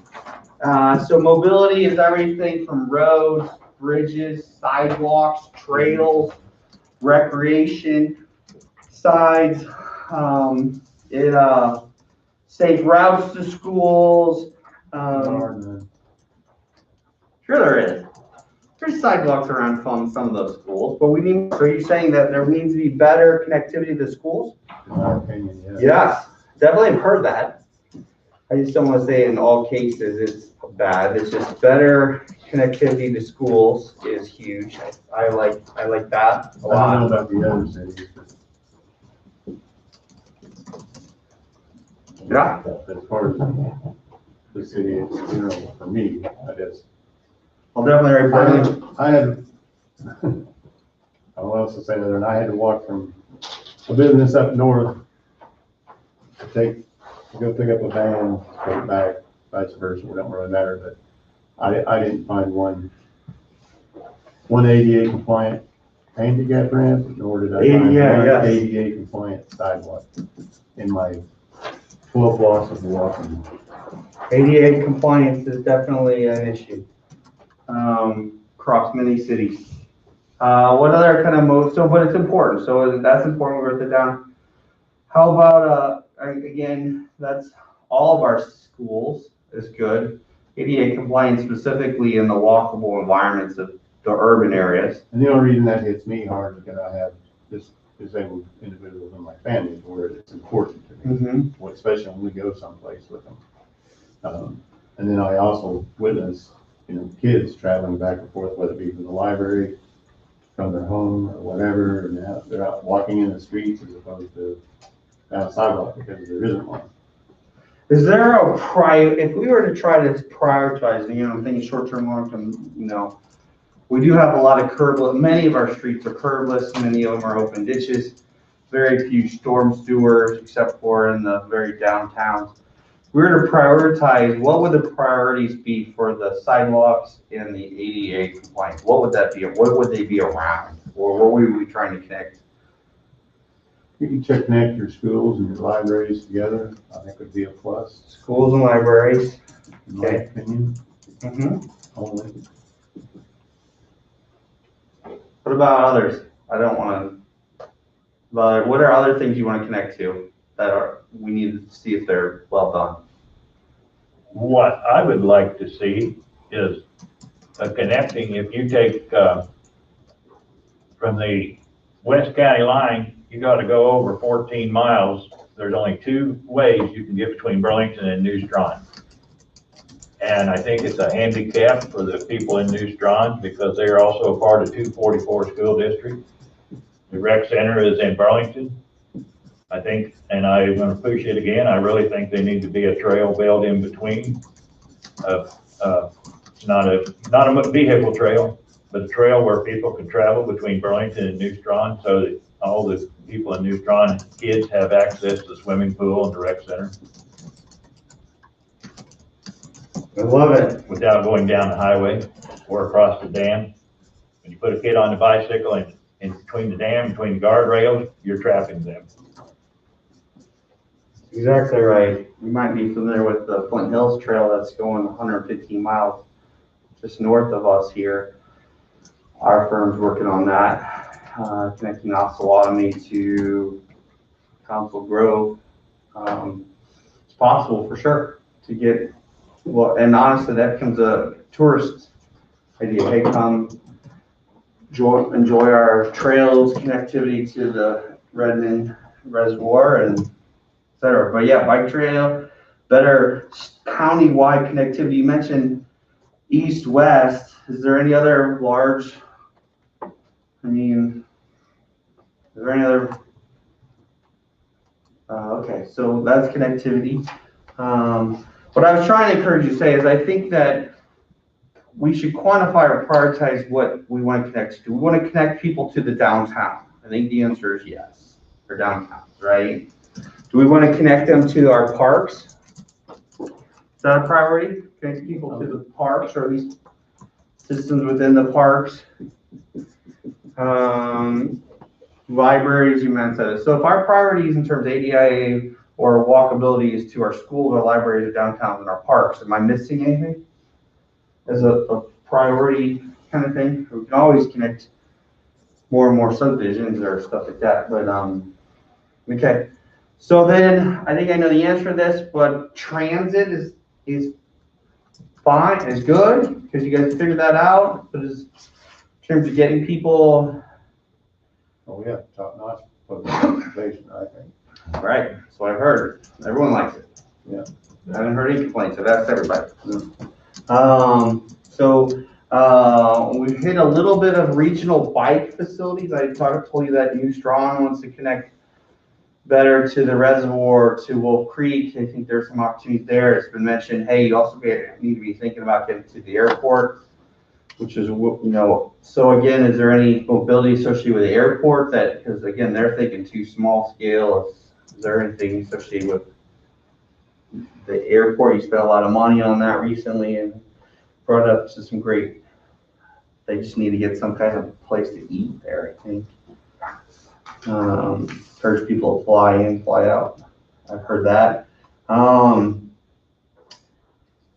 then just one last question, well, bridges. Is there any bridges that we know about that are not, there's a lot of culverts, there's a lot of boxes that aren't necessarily bridges that I think are definitely things for concern related to flooding. We might talk about that in a second. But so there's culvert side, but in terms of countywide, it feels like there was only one bridge I thought that I heard from one city that one or two bridges that I think are, already being thought of by your county. And they're probably associated with KDOT or something like that, okay, nothing really said on bridges that you know of. And then lastly, connectivity on bikes. You talked about more regional bike facilities or tourism. Is there any larger connectivity between areas that is worth having a future study to look at. I'll go back again between Burlington and New Strand. Uh-huh. I actually would like to see a 4-lane highway between Burlington and New Strand, or with turning lanes at least. That's starting to be a major, a lot of people on that, and there's people living along it and so forth, and a lot of people who turn off to the little communities. Just a follow-up question, have you raised that, when KDOT came around and did their meeting, Yeah, were you able to bring that forward to them at that point? they didn't seem too interested. Okay, well, certainly I think we want to capture it in the study so that we can, as this work gets completed, it's something we can provide to them as well, so. Yeah. I just got a follow-up question on the airport. You've got a nice facility there. Have you all seen increased use of the airport? Is there it is a nice facility, just curious. I would not know. Okay. Yeah, since we've had it, we actually have, we have a lot of aerial spraying that comes in, which we didn't have before. They come in, they buy fuel and stuff there, they house their planes there during the season. So it's worked out well from, I'll call it a regional agriculture economic standpoint, that there's a great facility here that they can use. And that has created more maintenance for the airport, sometimes do yearly certifications on planes and stuff. So it's been a little benefit a little bit. Okay. Moving on is infrastructure. So infrastructure again is more of the Wi-Fi, the gas, water, sewer, storm, flooding, drainage studies, fire lines. Is there, again, I've heard from kind of cities wide in general, you guys are outstanding in terms of every city's kind of focused on specifically their water, solving their water and their sewers. There's still always clay tile pipes that are being found that need to be changed out to PVC pipes in some of the sewer. There is still, flooding in specific areas related to basements or buildings or whatever. Some of the culverts are backing up water in different locations. Definitely flooding of the downstream of the Redmond that's affecting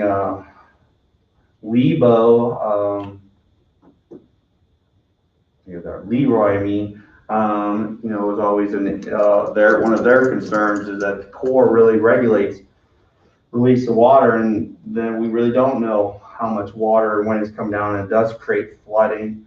But back to just the global, to see if anyone has comments. I'll just go through them. Is there I'll start sewer, countywide sewer, and is there any sewer things that you've been hearing about that you need, of? You always come back, some triggers, water lines, potable water, drinking water, water towers, transmission lines, pumps, wells, body water, back to the sewer, the whole treatment plants, expandability. I think they're fairly updated on that right now, so city is anyway. Countywide, I think countywide that all cities are updated pretty much on that stuff. I agree 100%. Just making sure I don't miss anything. The only thing would be some of the members of Country Club Heights that live out in that area if we get a heavy rains, they get flooded. I don't know if a study's been done to address Rock Creek itself that drains through Country Club Heights. The Country Club itself comes down to Kennebec Ridges, falls into the river. Yeah, that's in Burlington, right? I think there's just a lot of debris in that particular tributary that just piles it up. Could need a dredging to clean it out. Yeah, I think so. All right, Might help them people out there the next time we get a big room. but, so yeah, there are spotty locations where, flooding is an issue. I'm trying to identify or locate, but in general, it might be broad statements for communities that, hey, we need a drainage study or understanding better flooding, if that really comes in. Just getting in the weeds for a minute, I want to follow up on that. So in that area, when you talk about debris, say in the stream, are there any structures that are along that stream, like a culvert or a small bridge, that are also maybe contributing to where that debris would build up? There is a small walk bridge at the golf course, but other than that, there's really nothing, Okay. to my knowledge, other than, they got the big bridge on 16th Street. And you get over to Kennebec, there's a big nice bridge there, and actually they're getting ready to redo another bridge, so. Well, No, not really. Only reason I'm fishing is sometimes if, from my experience in working with DOT, is sometimes if there's debris catching at a culvert or a bridge, then typically they would be able to schedule crews to come out and help do the dredging on that, because it's kind of related to maintenance of the structure as well. So. Well, I think it's like any other tributary, over time, you get dead trees falling here, dead trees falling there.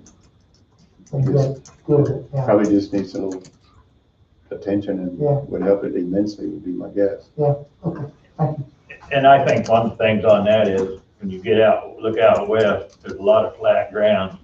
And if you get a big old rain out west, then this creek is not capable of handling it. And then with debris and stuff, it kind of backs it up instead of letting it flow through. Gotcha.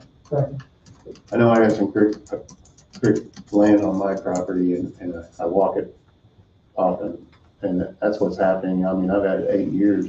I can't believe how much debris has actually settled in this one particular area in the last 8 years. So one would assume, without walking that entire creek, you kind of got the same situation going on somewhere up and down that tributary. Yeah, that's an interesting one. I know he's capturing it, but I think we'll dig into that one a little bit more too. So, thank you. Okay, just gas, natural gas. Is that a utility that you've heard of needs countywide projects associated with it? And then say no. Okay, communications. We need gas line to Vito Junction. But that could come in from the other direction too. Well, however we get it, it needs it. Because they have some not very far north of there. However we get it. Okay. How about the airport? How about the airport, Bob? Gas line. They're totally electric, so it's something to look at. If it was within close distance, it would be an option, yes.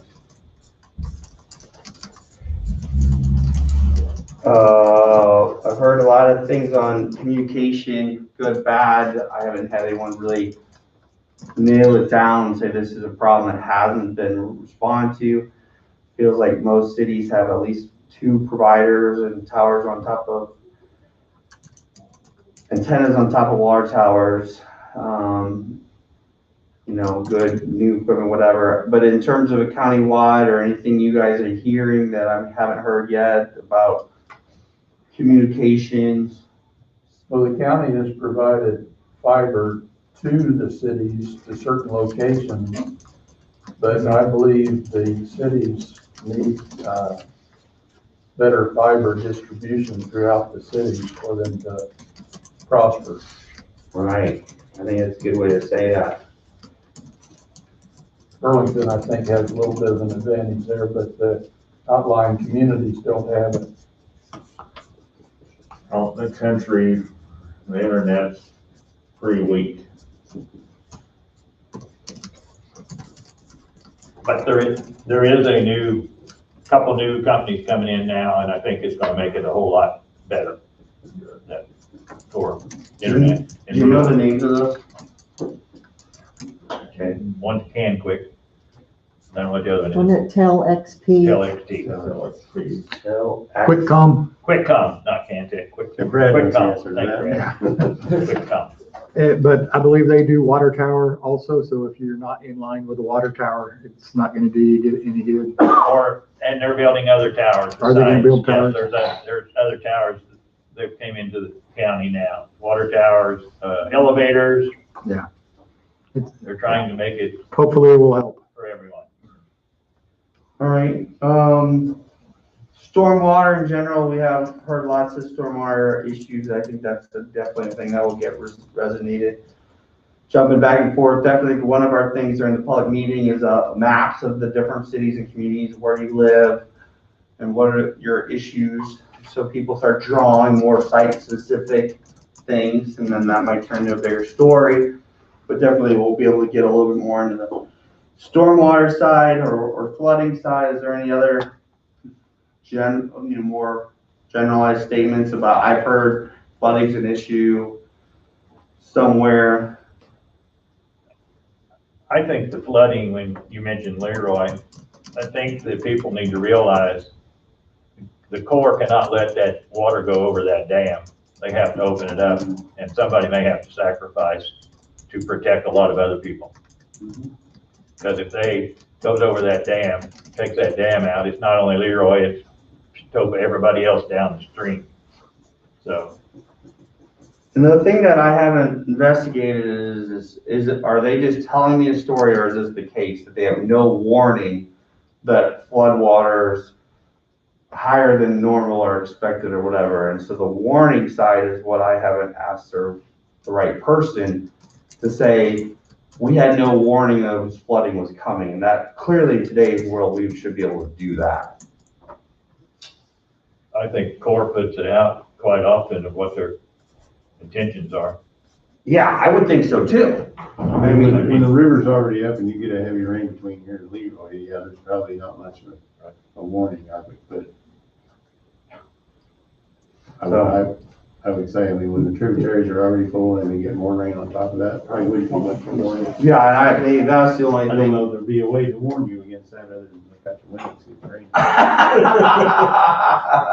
Okay, very good. And then lastly, because I remembered another, I've heard mixed reviews on sustainable energy, solar, wind, electricity is really a utility infrastructure. Is there any trends or future projects or discouraging that I should note? Stormwater, or the well, I don't know about the storm system itself.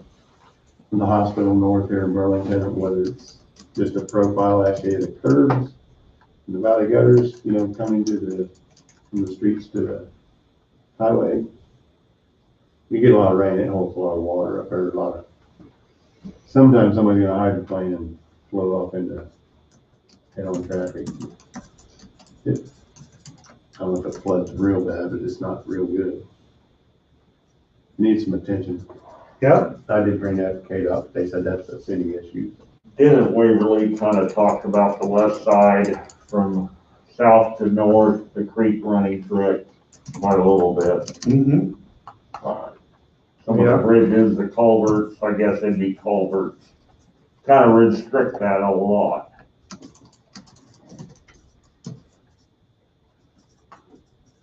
Yeah.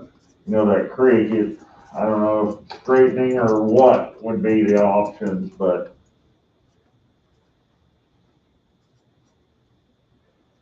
Okay. Yeah, I like how we, you keep jumping things if we one of those do that. But I'm gonna make you respond on the wind, electricity, power, solar. I know Waverly has very mixed reviews about the noise that it generates. Is cancerous or whatever. But is there any expansion of wind in your county planned that you know of? I hope not.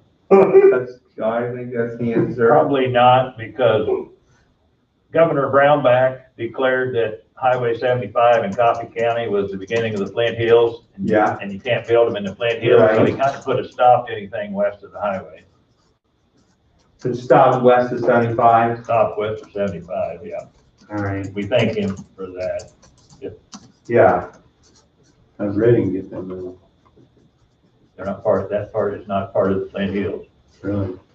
So it sounds like we'd much rather let Reading do it than anywhere in our county. And I'm not in favor of having fields and fields of solar panels. I went from Des Moines to Omaha, on 80. You gotta drive it. There definitely is a growing trend in the Midwest for sure. All right, so then move on to harmony with nature. And so this is like our natural resources, our waters, our rivers, our lakes, we need stream buffers. We need better protectivity of those natural features. Are we interested in rating systems such as LEED or other kind of systems kind of encourage more sustainable development, green infrastructure such as rain gardens, wetlands, definitely, so again, harmony with nature. What are there areas that we want to better preserve, whether it's our lake, streams, ponds, are there wanting to create policies that kind of encourage more sustainable development, such as, I helped rebuild Greensburg, Kansas, and they themed that whole redevelopment associated with sustainability and really created standards that then made the high school put a wind turbine and the hospital kind of puts a wind turbine and solar panels on many roofs and kind of, communicated a different type of community there than in general. I've asked a lot of things trying to just kind of see if there's anything that triggers your mind is, hey, we like, that sounds interesting to think more about.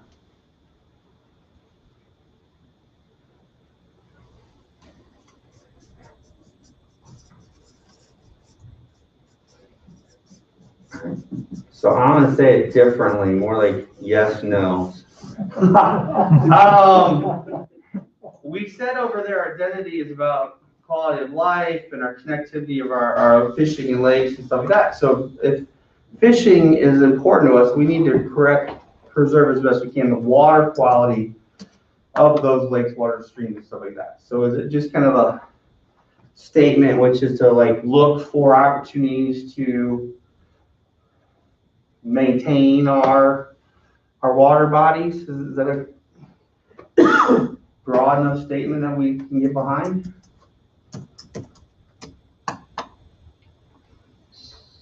Since most of our water is controlled by the Corps, I'd say maintain is probably a good solution. Yeah. Yeah, so that's, like, all we do, the Corps controls it, so. Other than community lakes like New Strong. Would it be encourage or support more community lakes or more, or? Preserving what we got as far as community lakes. Ridley's got a nice lake. New Strong's got a nice little lake. Evo's got a nice little lake. Waverly don't. I don't have one. We You got a don't place have where you a can put one? Got a place where you can put one? I think they do. Yeah, I always thought Burlington would be a nice place after going to Cromartie Ford to put a lake there. Out by the football field in Jones Park. So encouragement of city lakes would be good too. And connectivity to those as well. That comes back with the trails to the lakes from in the community. Yeah. Yeah, I know New Strong's lake gets a lot of attention, so does Ridley's actually. Okay, but then I think I know the answer, but there's no need to create development encouragement statements or restrictions say we can't, we want to create stream buffers ordinances. or we want to, say if you're gonna build within so many feet of a river or creek, that you have to do enhancements to, and so these sometimes are seen as development restrictions. But, if you're gonna build so close to a river or creek, then you have to create a native landscape zone, or. Don't the Department of Ag kind of oversee that anymore? Yeah, I don't know if I'd wanna Yeah, put any restrictions on I think anybody. you start to restrict people where they, with their own, of their rights. well, I'm just, in the metropolitan areas, that is 100% what they do. But in the rural areas, they want to encourage development, they don't want to create strict, restrictions that might make development harder, so. I'd say the only restrictions we got is you can't build a floodplain. Well, that's, yeah. Definitely worth noting. That's not the case on zoning. We don't restrict them.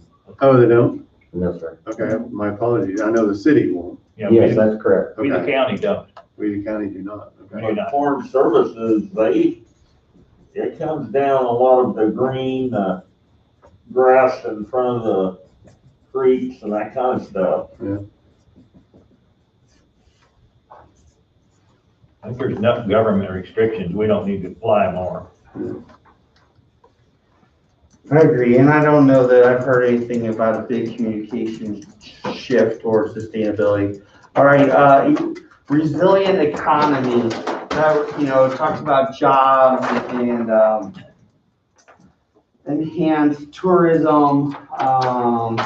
I'll just kind of start there. So,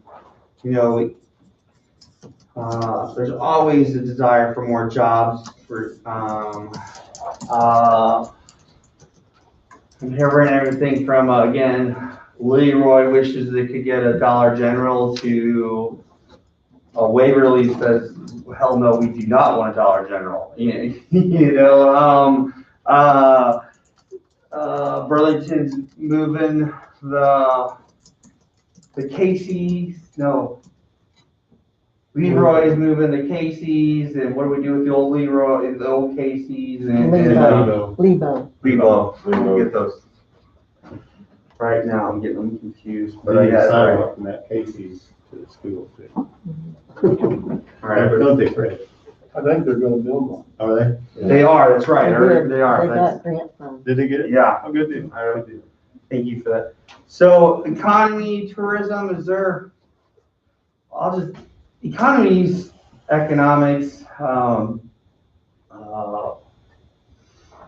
don't want to, anything that you know of or wish you had or want to encourage related to businesses, jobs, like industrial, business parks, airport, manufacturing? Always need for manufacturing. Yeah.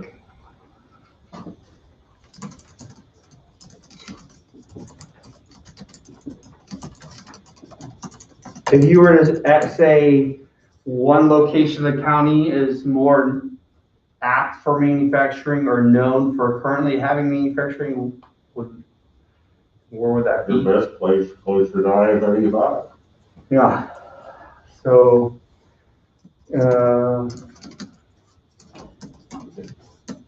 That's true, but in Coffee County, we have countertops in Gridley, fantastic. We have the iron place in Leroy. But as far as big or manufacturing, you're correct, it would be the north end of the county. You got your trust place at Waverly. Yeah. They don't really want them having manufacturing in it. I got to meet with them here last week. I thought maybe that building was too big. He said it ain't big enough someday, so. where was that at? Charlotte, that plastic manufacturing, south down here. And we got AP Shields, adding on through town.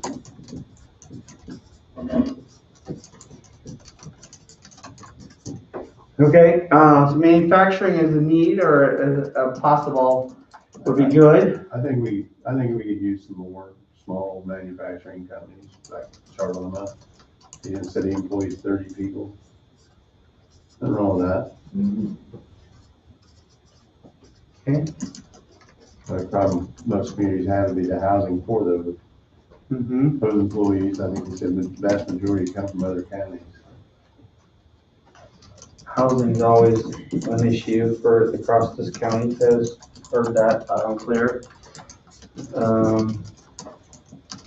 I think I'm not at liberty to say where it is, but there's an area near Lebo that has accessibility to I-35 and the railroad both, and would be ideal for some type of manufacturing. Yeah, so I got close to I-35 and all right, or Lebo / railroad. Yeah, railroad. All right, agree. The railroad doesn't even stop in Lebo. It does all the time. Yeah, it does. There's a sign. When you drive on the tracks. Traffic stops all the time. How about an overpass over there? Okay, yeah, it stops, it doesn't stop. It goes through there, I've heard 75 times a day. One of the guesses. And Jesse just mentioned something that I was gonna mention a while ago. We was talking about trails and different things. Is a neat thing would be, and we have discussed this before, is if we could tie the south side and the north side of Lebo together. So if a train's sitting there, you actually can get back and forth. Space for fire trucks could actually get to the south side. But that would require a lot. It would require a lot. But it's maybe a good thing to capture for the long range planning part of this. I was gonna ask, because I was not at the meeting that Jim had. So 75 trains a day, is that correct? Is that what we're? Probably, yeah. Okay. So we've done a study at another city, another community, where you start to add up that time. That's what made the difference in getting some funding identified for an overpass, frankly, because when you start adding up the closure time and then the impact that has to the community, it's pretty significant. And so, again, I'm just using that as an example of something we definitely want to capture in the long range aspect of this. Right. And I'm not just saying that that's the overpass, but another route or something like that, but there's options that should be looked at, because it's all intermixed with, when you talk about manufacturing or any kind of economic development growth in a community, moving people efficiently and goods efficiently is absolutely critical. So, and that's what those businesses are looking for. Yeah. All right, so then lastly on this topic is tourism. Is there, have you heard of, or any, besides trying to enhance some of the heritage and some of the communications, I think bicycle or motorcycle, kind of enjoying your community, there's opportunities that could be uncovered. Seeing more and more of the bicycles on Old 50 each year. And they're really beginning to use that.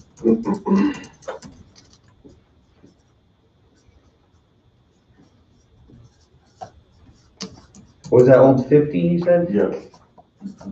Is that on that Travel Kansas? Yeah, must be. Yeah. Because it's in the fall and in the spring. We get them out on 24th Road going from Lyon County all the way across Coffee County. They run that road all the way across. What road is that? 24th Road. I think that's my road. Yeah, 24th Road. They'll be Saturday or Sunday, and they'll be out there riding. They'll come across and head on east. So where do you think they're going, from where to where? They're coming from Lyon County, going clear over around Waverly. Will be like a large, like a group of. It's a group of them. Yeah. Just gravel road training. Yeah.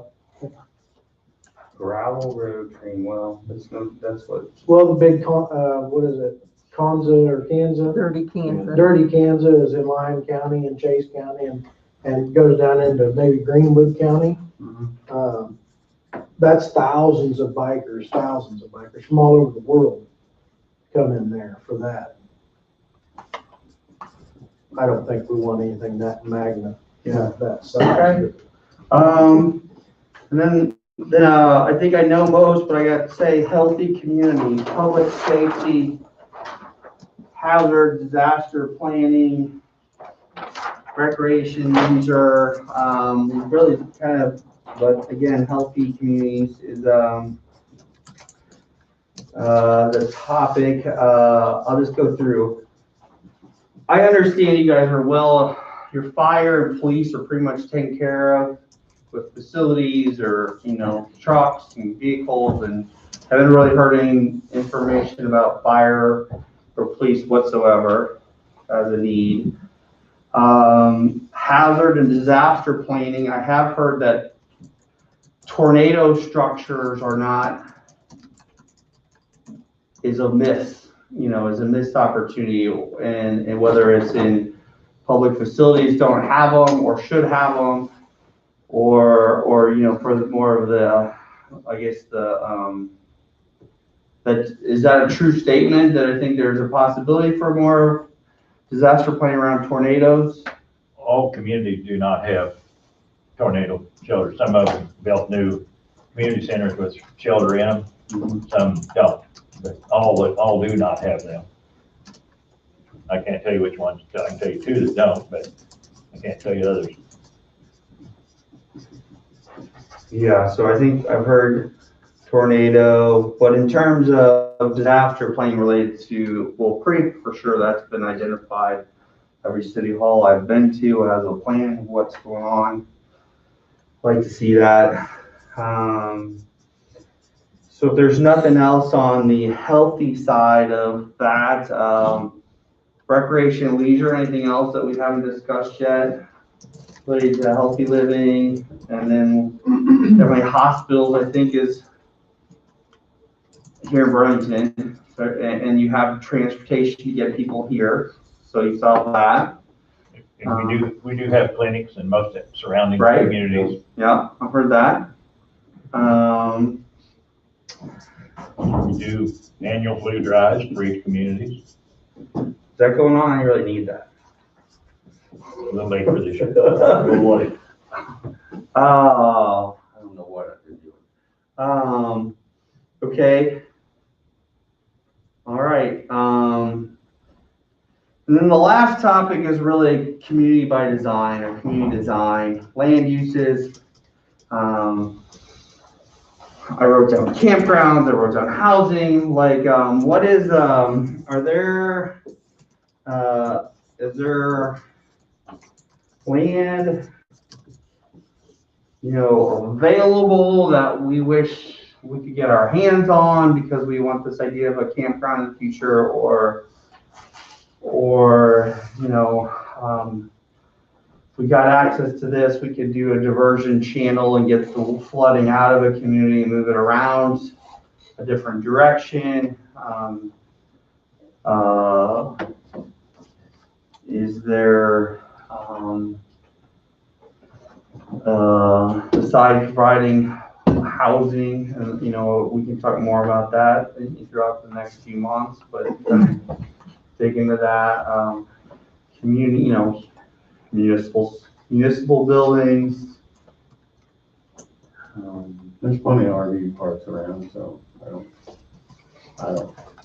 Yeah, but I think the only time they're busy is during outages. Well, I mean, yeah, for that. Even the city dam, the city down there, has a camping spot. Have some at Kelly Park. With the camping, there's a lot of these cities have lakes. I don't know if there's room. I know there's room at Lebo, maybe for some spots, RV hookups.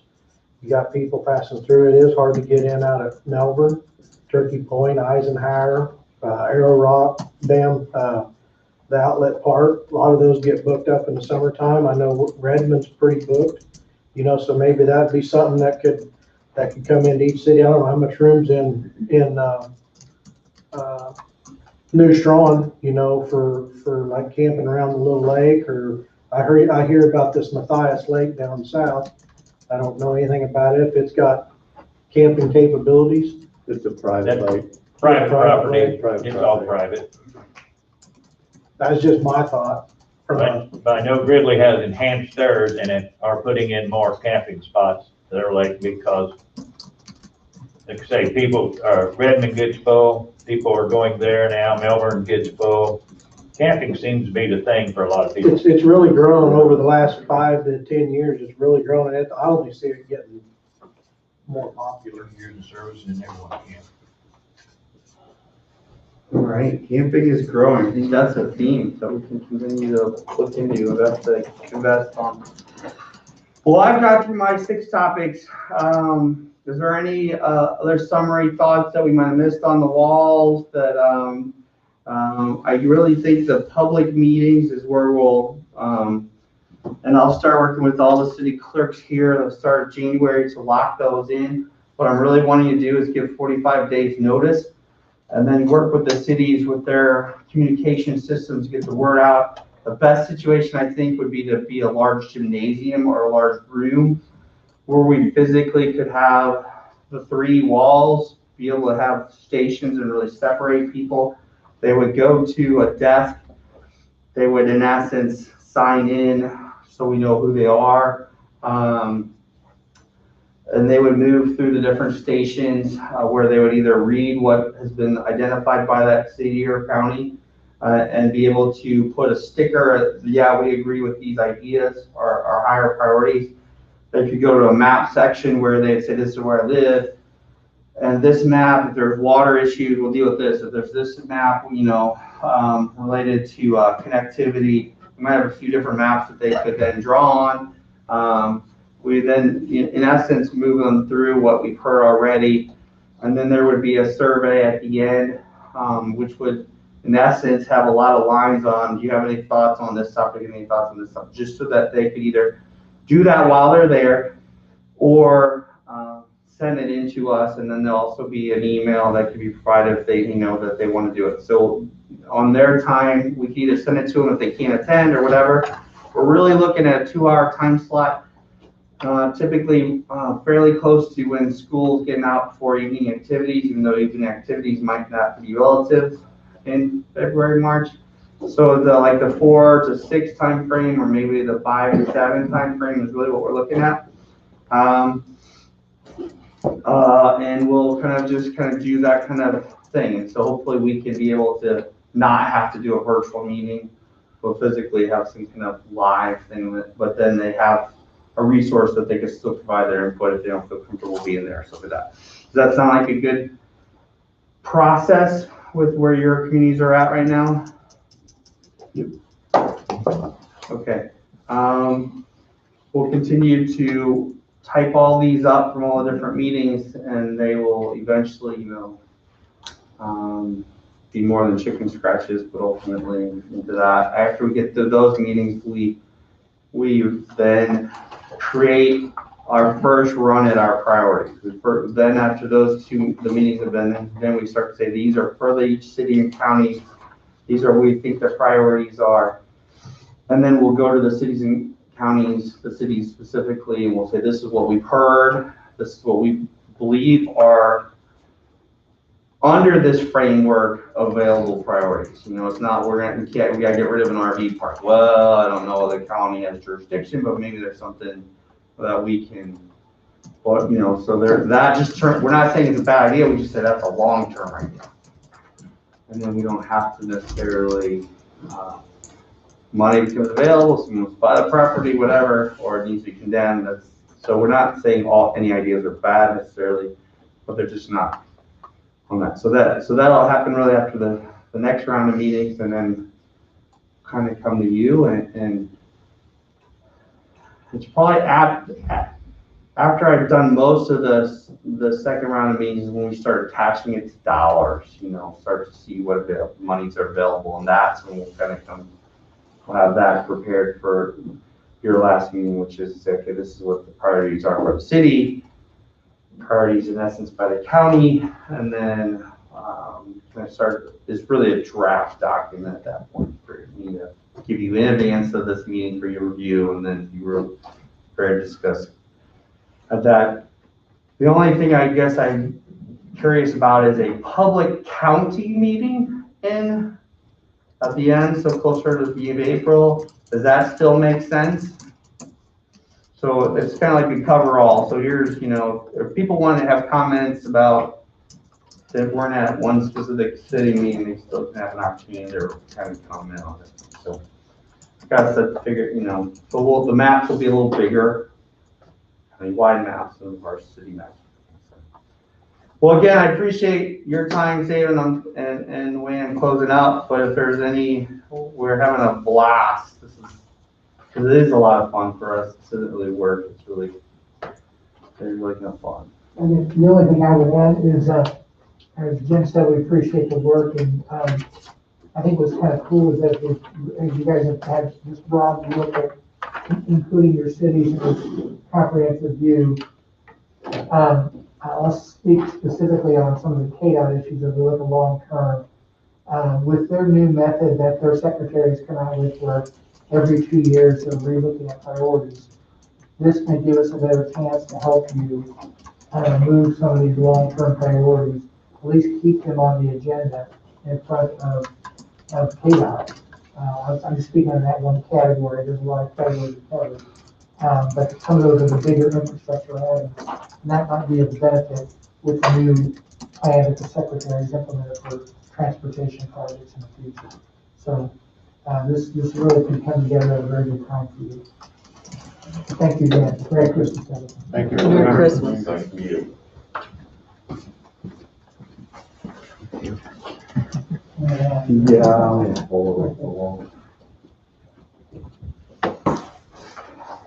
Do I have any questions or? Well, while they're pulling down their posters, Carl's here.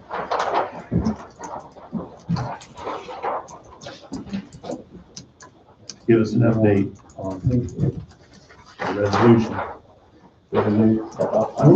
Troy isn't here, but Dr. Story did recommend that we keep the recommendation, highly recommend to keep mask recommendation in place. So that at this time, that's what we're going, for Dr. Story wants to head with the local health officer, and Lindsay and I are in concurrence with him. Okay. Do you have any stats you want to share with us? Last Friday, I went out, we had currently 58 current cases. Doesn't have the recovery number here, I'm sorry, I apologize for that. But we're getting ready to recover in the next day or two, an additional 13. I also was asked to kind of give you an update on the vaccine that's been made available nationally. It's the Pfizer vaccine and the Moderna vaccine. On the December 11th, Pfizer was given approval from the FDA to start the distribution of the Pfizer vaccine, given Emergency Utilization Act permission. And that's went out it's been distributed to all states now. And it's going priority prophylaxis, which means that they're prioritizing who gets the vaccine. It's going to our healthcare workers, our doctors, our nurses, our EMS, our frontline people, and that's also going to our long-term care personnel and to the residents within the long-term care. On December 18th, Moderna received approval from the FDA in order to get to that, start distribution of the vaccine this week.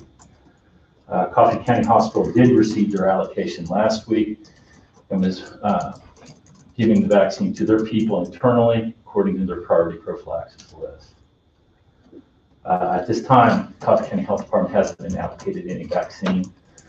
At the current time, we also know that it'll be probably late winter, early spring, maybe in the late spring before the general population is what the information coming out from the federal government and the state government when they give the information on the webinars on when the vaccine will be available to the general public. The other thing I wanted to make sure I mention is that there's 6 vaccines that the federal government has contracted with with the pharmaceutical vendors over. Obviously, the 2 we've heard most about is Pfizer, Moderna, AstraZeneca, Johnson & Johnson, Novavax, and Sanofi Pasteur. The 2 that I would want to make sure and bring up to everybody's attention to be watching into the future, probably late January, February, would be AstraZeneca and Johnson & Johnson. Johnson & Johnson's highly interesting to us because it's a one-shot vaccine.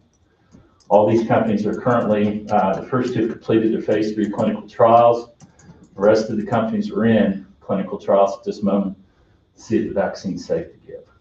The other thing I want to make sure I mention, the Pfizer and the Moderna vaccines are both brand new technology. It's never been used. So everybody's anxiously waiting to see how it works. One thing I wanted to make sure I mention also was this vaccine is allocated down from the federal government to the state government based on the state's size. And then the state will allocate it based on the county population. So it means that we're a smaller county in the state, we'll be down on the list, but we'll always be getting something. It just means we won't be getting large numbers of doses of vaccine.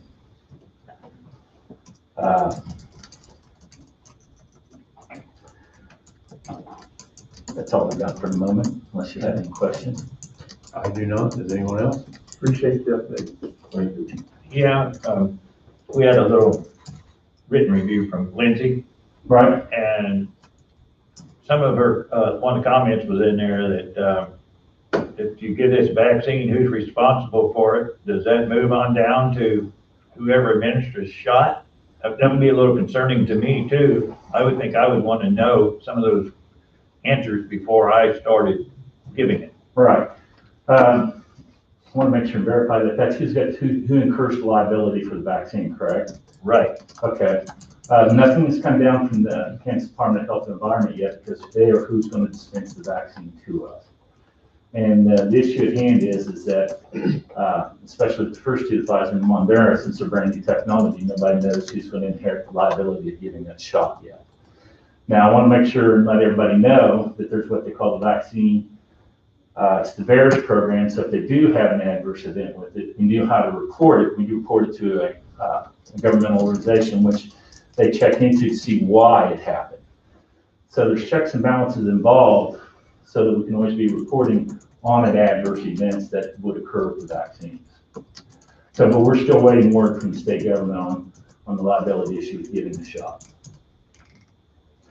One last item I want to make sure that Coffee County has been planning. We met with members of the hospital last week for about an hour and a half to 2 hours discussing our mass vaccination plan, how we would handle that on a priority basis, and how we would coordinate within each of our towns.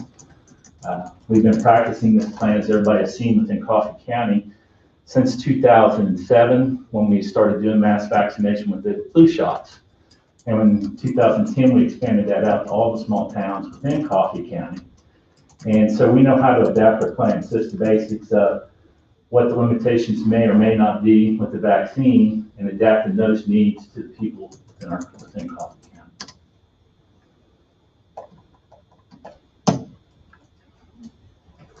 Thank you. Thank you. Thank you.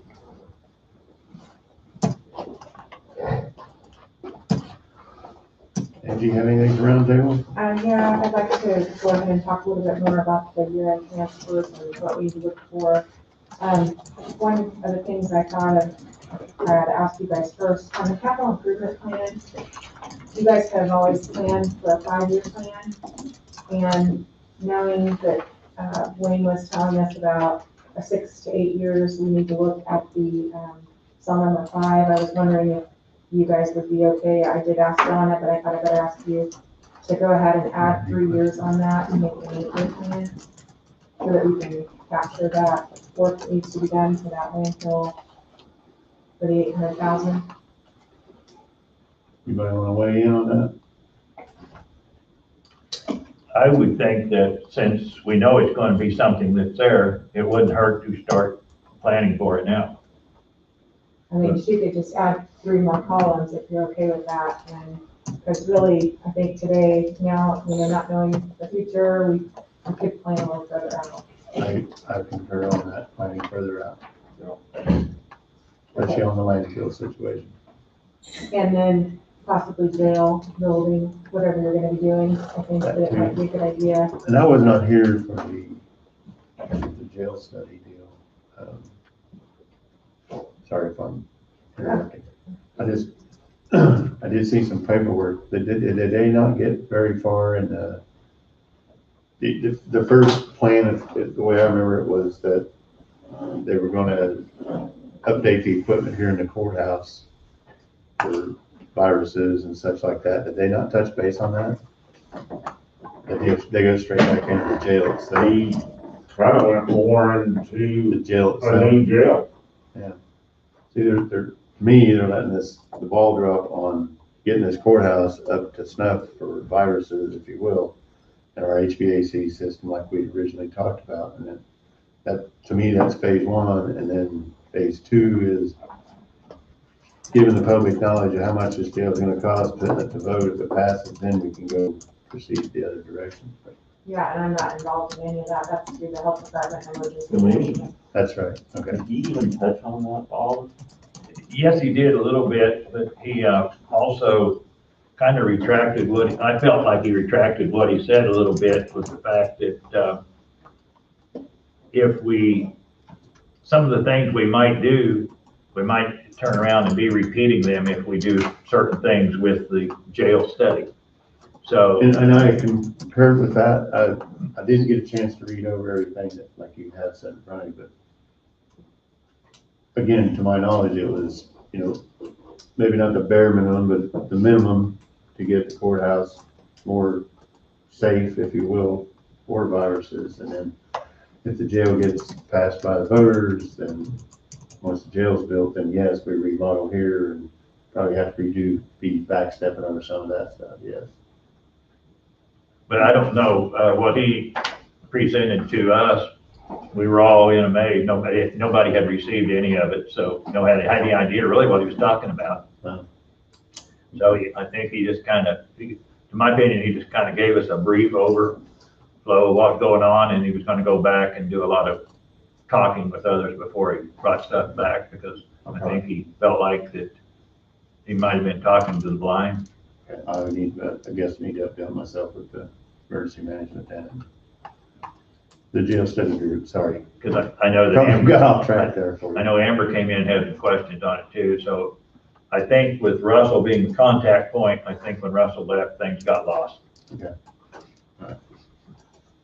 So as you're looking at the fund balances sheet, what our cash balances are, I wanted to ask you where you wanted me to focus on transferring money to. I had some thoughts, but I know it's your decision on what you want to do, so I thought I would let you tell me what you're thinking of. For me, it'd be community improvement reserve, as well as capital improvement in general. Capital improvement and where? General, that's for me anyway. I don't know what anybody else.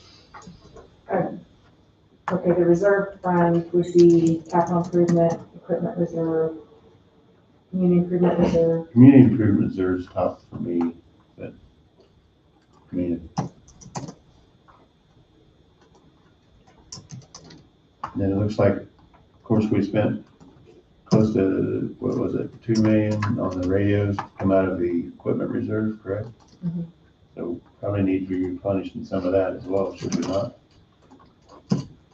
That would be my thought too, because I see that we're down to 900,000. not quite taking half of it out. And, equipment reserve, if we would lose a furnace or we lose something, we would need that. So exactly, I would say equipment reserve would be one, and capital improvement and community improvement reserve, and where I would go with them. Yes. Can I ask if, the jail, if there are thoughts on rebuilding or remodeling or something, should I put more into the capital improvement and maybe not community improvement, just as a thought, since you have quite a bit there? And that way it could maybe prevent a bond or something like that to build a jail or help limit the amount.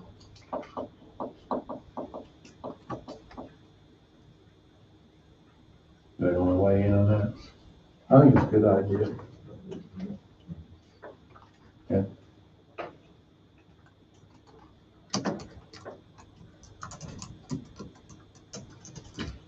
I think it'll be a bond regardless, but I think it'll help. Yeah.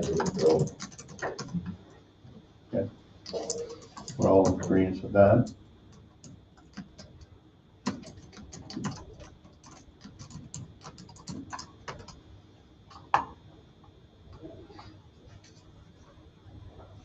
Okay, I think that's all I, I have a question on this, the, Coffee County Rural Water Infrastructure. I thought we did away with that a few years ago. well, I think we were going to, and I'm not sure how we didn't, and we also need to get rid of the fiber optic reserve, so I will try to get with the auditor to find out what we need to do on those two, because they need to go. I understand the reason for the rural water was years ago that they wanted to make sure everybody got water everywhere, but all the water districts are in pretty good shape now. Yeah. Yeah. I'll check on those, see what we can do. Mr. Chairman. Bob, on the rural water infrastructure funds, you guys always budgeted more than what you actually distributed to the rural water districts for things that might come up. So that's what that extra money is. But I thought we did away with that fund. I thought we just flat said we were gonna eliminate that fund a few years ago. You did. Because if we determined that if something came up and some district needed it, we have funds in community improvement that we could help them if it came that, but most of them are pretty solid on solid ground now. So I Well, don't it's know. just leftover money that's sitting there that you haven't done anything. Right, and it's been that way for quite a while. I don't know if we used any for quite a few years, so. No, you haven't. That money Can roll over to could roll over to one of the other ones that we feel is more important. It actually has to go back to the fund it came from, so if it came from the general fund. From the general, but it could go back to And the, then- community improvement general fund, right? Right, we'll have to think about probably budget year next year. Yeah. But I think that's one that we could probably do away with, and then, And then fiber optic, we got rid of the line item in general, but we didn't do anything with the reserve. yeah, because that's paid off. I'll work on that. Okay. And I think that's all I have. We're closed Thursday and Friday for Christmas Eve and Christmas Day. And then next week's meeting and year-end transfers on Thursday. And we're doing checks and vouchers Monday as well, is that correct? Yeah, I think that's correct. And so I'm gonna assume the agenda will be minimal. Hoping. So it'll be next week, Monday and Thursday. Because we got interviews in the afternoon, I guess, that's the Yes. reason I asked. Yeah, as that. far as I know, there's not much at all on there. Okay, all right, And I can push to the next week if need be. okay, yeah, if it's not drastically important, that we probably with the interviews and checks and vouchers might be advisable. And we may need to talk more about numbers, I don't know. and if I understood correctly, you're gonna be investigating that lady's request between now and Yes, Monday, or? yeah. I made myself some notes, yes. Okay. I just thought somebody should, and I understood you say you were, so. Yeah, I'll just talk to Karen and see what Wade has to say. Okay. Okay, okay. That's all I have. Good. Nothing today. I don't have anything. Nothing. Done. We got a couple of new applications for economic development. I know we're still in the process of doing emergency management, but Craig did read those over so we can, after we get the emergency management out of the way, that we can head that direction. Other than that, I have nothing. Donna. I have a couple things for you to sign. And then also I have one of the interview candidates' application to be added to your packet. Angie, I brought my keys. Do you have time after the meeting We might take a look at those.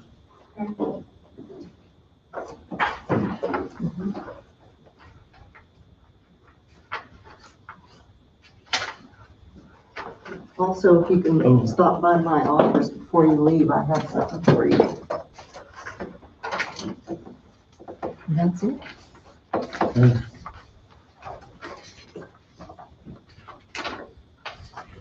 Salary study. We might talk a little bit about the salary study next week as well. Keep that in mind. Anything else, Donna? No, I don't. Okay. Brad? I'll join you in too. Nobody else got anything? We're gonna adjourn at 11:31.